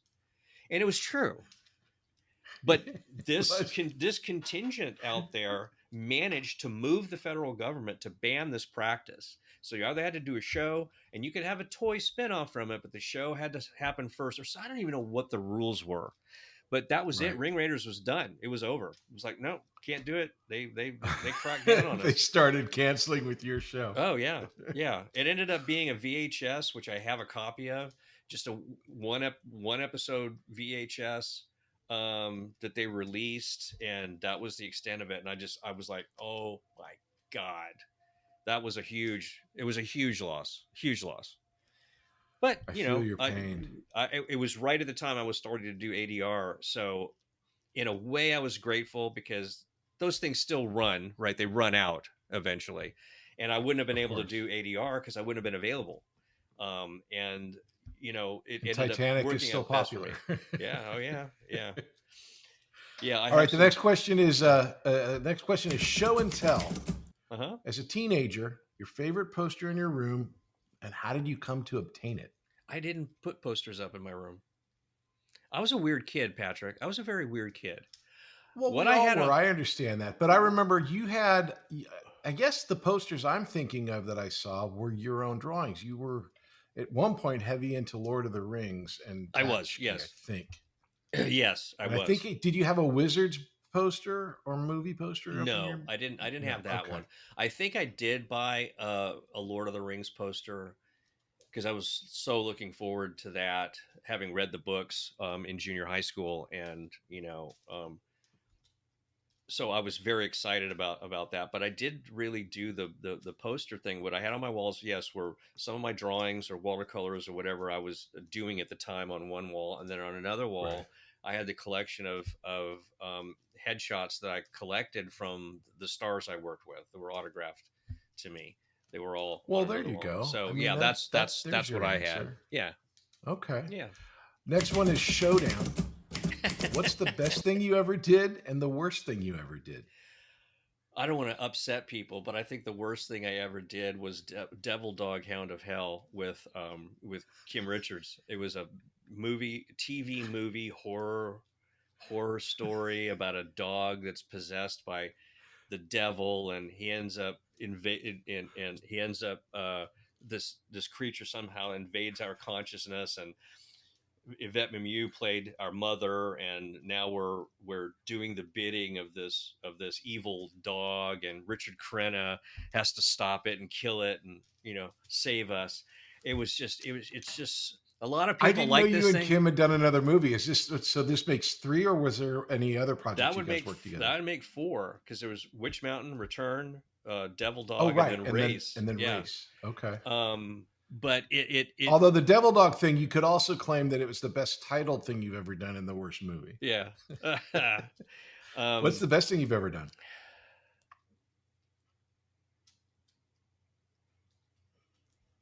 It's funny because I've been very proud of the work I've done, and I've never felt cringy at all about my performances, but I feel like it's like I always default to Escape to Witch Mountain because I can't beat it for the experience and for for the work that we both did. Kim and I both did. I look at it and I say, God damn, you think about a 9-year-old girl, 9, is pulling off a performance like that. I'm kind of sidewinding here for a moment because I kind of wanted to ask you the same question. I feel like instead of former child stars, we should be considered child acting prodigies, because we could simply do something that no one else could do. It wasn't like every kid in Hollywood could do that and you're competing with everybody. It was a select group of people that had the sensibility and the talent and the discipline and the drive and the excitement and all of that. Because you look at a piano player who's 9 years old and is riffing Rachmaninoff in a concert hall, and you think, well, that's a child prodigy. But you don't necessarily look at a child actor and say they're a prodigy. They're just, I don't know, they're just what they are. We're kind of freaks. So it took me writing my book to literally process my entire life, because I had all my, you look at IMDb, and I've had to go back to it as a resource, many times prior to writing my book. But then one day I'm looking at it and I'm looking at all these titles and I'm thinking, man, I can hardly make sense of my own childhood. There's all these titles, there's all this stuff, and how did it all come together? And really writing the book allowed me to do that. But so on the one hand, Escape to Witch Mountain it ranks up there to answer your question. But on the second hand, I think Cross Creek really ranks up there. Not necessarily my work, but being a part of an Academy Award winning movie was just like, I mean, what a great bookend in a sense. Yeah. And it's a really good movie. That's a lot of people know it. They're familiar with it. And I highly recommend it because it's a beautiful, well-made movie that doesn't feel dated in any way. So that's kind of nice. No, I agree with that. And I think those are good answers, because for someone who is in love with the business as opposed to themselves, which is like the performer. Yeah. But you love the business, that Witch Mountain and Cross Creek are two sides of the same coin. The experience and the final piece is beautiful.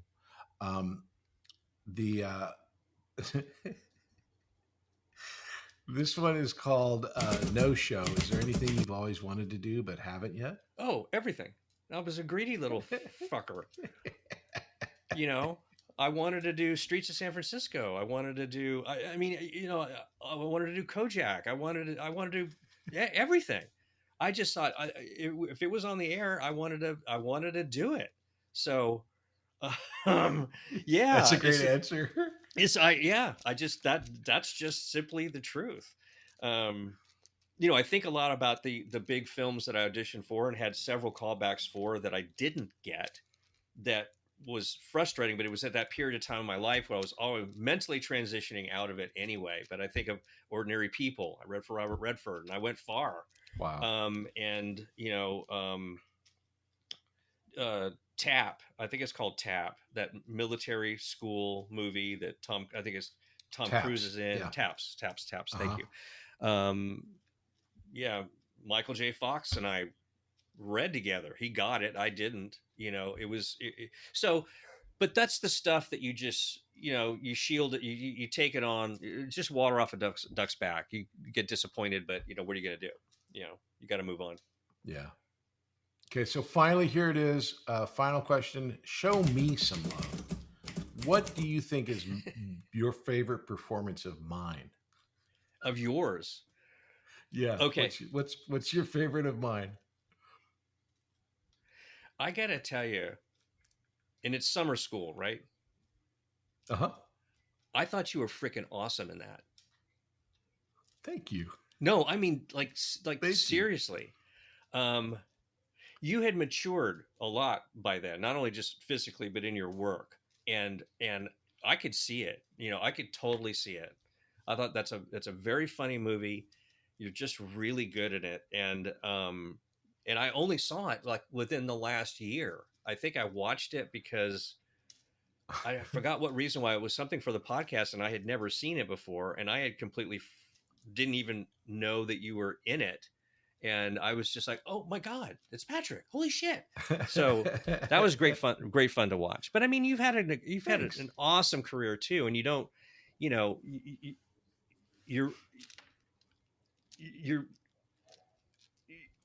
really good at your job.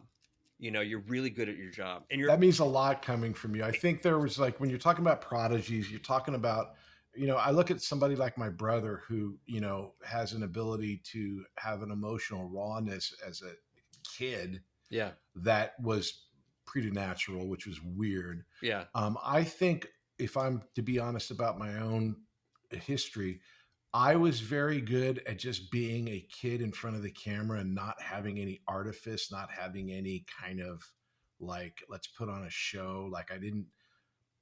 I say it like this, but I didn't act in the sense of I wasn't acting. I was just like a kid. And if they hired me, great. I think when you say that I've matured, I would say that I've grown into understanding, I can play different people than myself. Yeah. I think that if you look at my kid work, it's like, oh, that's Patrick. And if you look at my adult work, it's like, oh, it's this guy or that guy. So I appreciate that. But Thank you. And the great thing about Summer School was Carl Reiner was our director. Yeah. And our that whole storyline I had of being in love with the pregnant girl, again, a whole bunch of it got cut out because they realized, wait a minute, we can't have the pregnant girl have a love story. She just had a baby.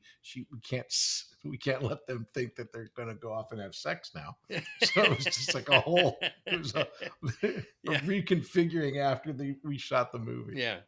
But you also, it's like you had, it's like the Patrick Labyorteaux type is not a type.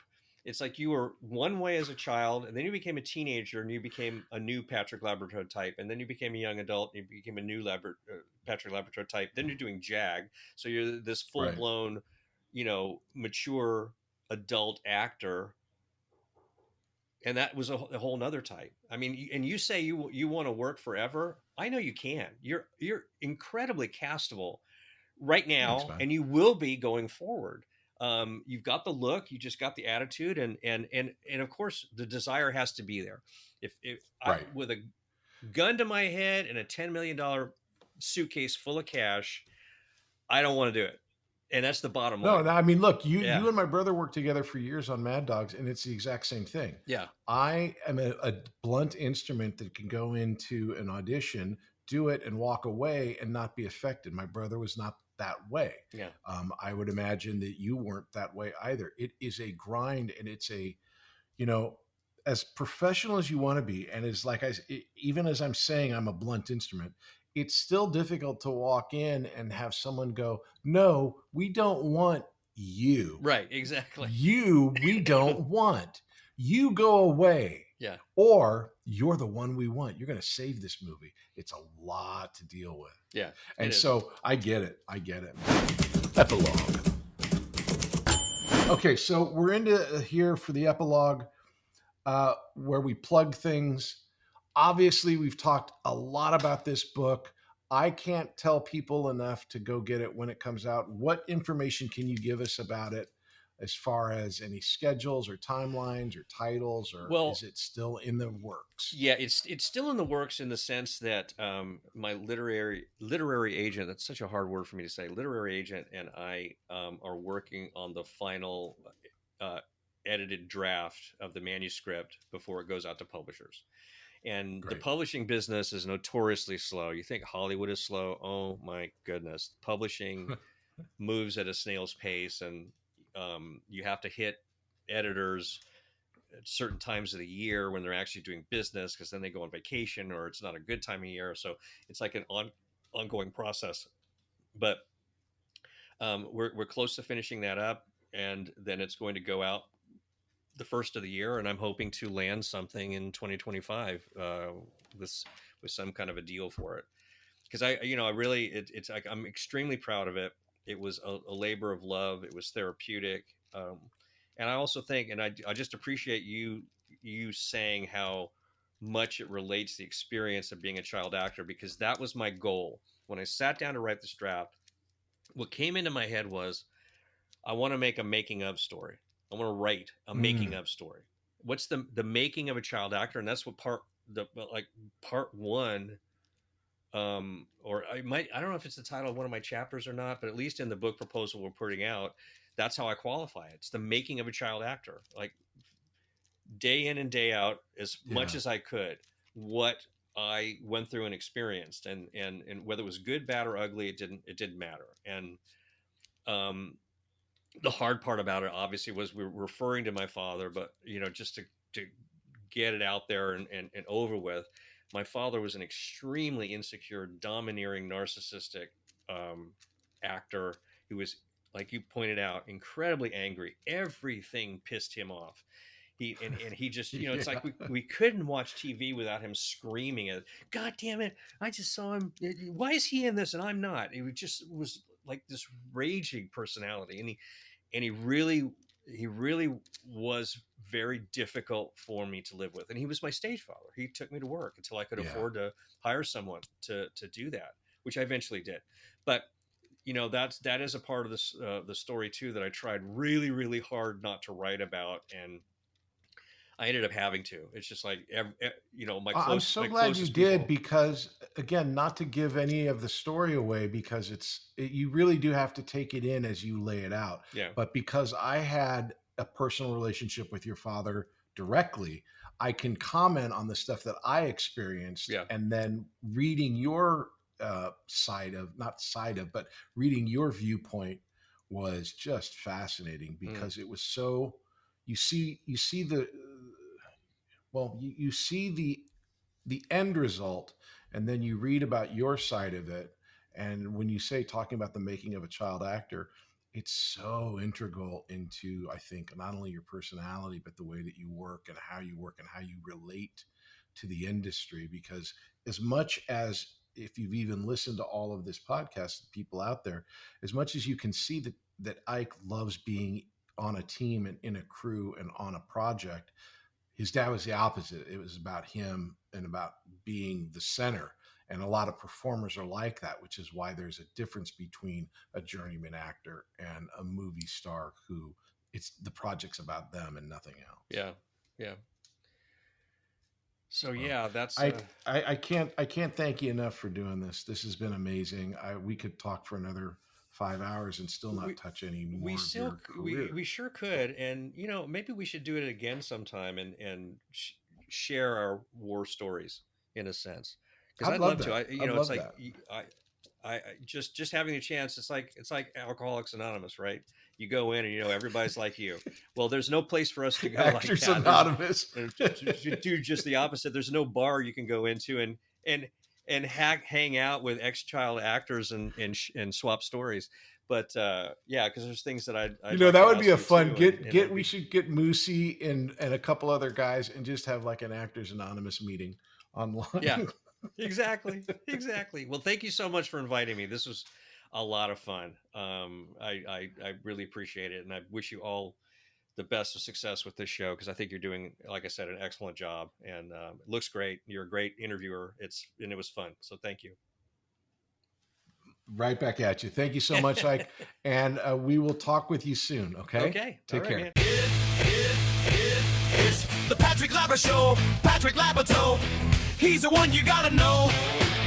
Hey, everybody. Thanks for listening. I'm really, really glad you're here and checking out the podcast. It is an audio podcast wherever you get your podcasts. It's a video podcast over on YouTube or on Spotify or wherever you get the video ones. All of my socials are Working Actors School on TikTok, on Instagram, and on YouTube. Please check us out. If you want any information about the school, it is at workingactorsschool.com. We've got classes going on all the time. And again, thanks for listening, and we'll see you next time.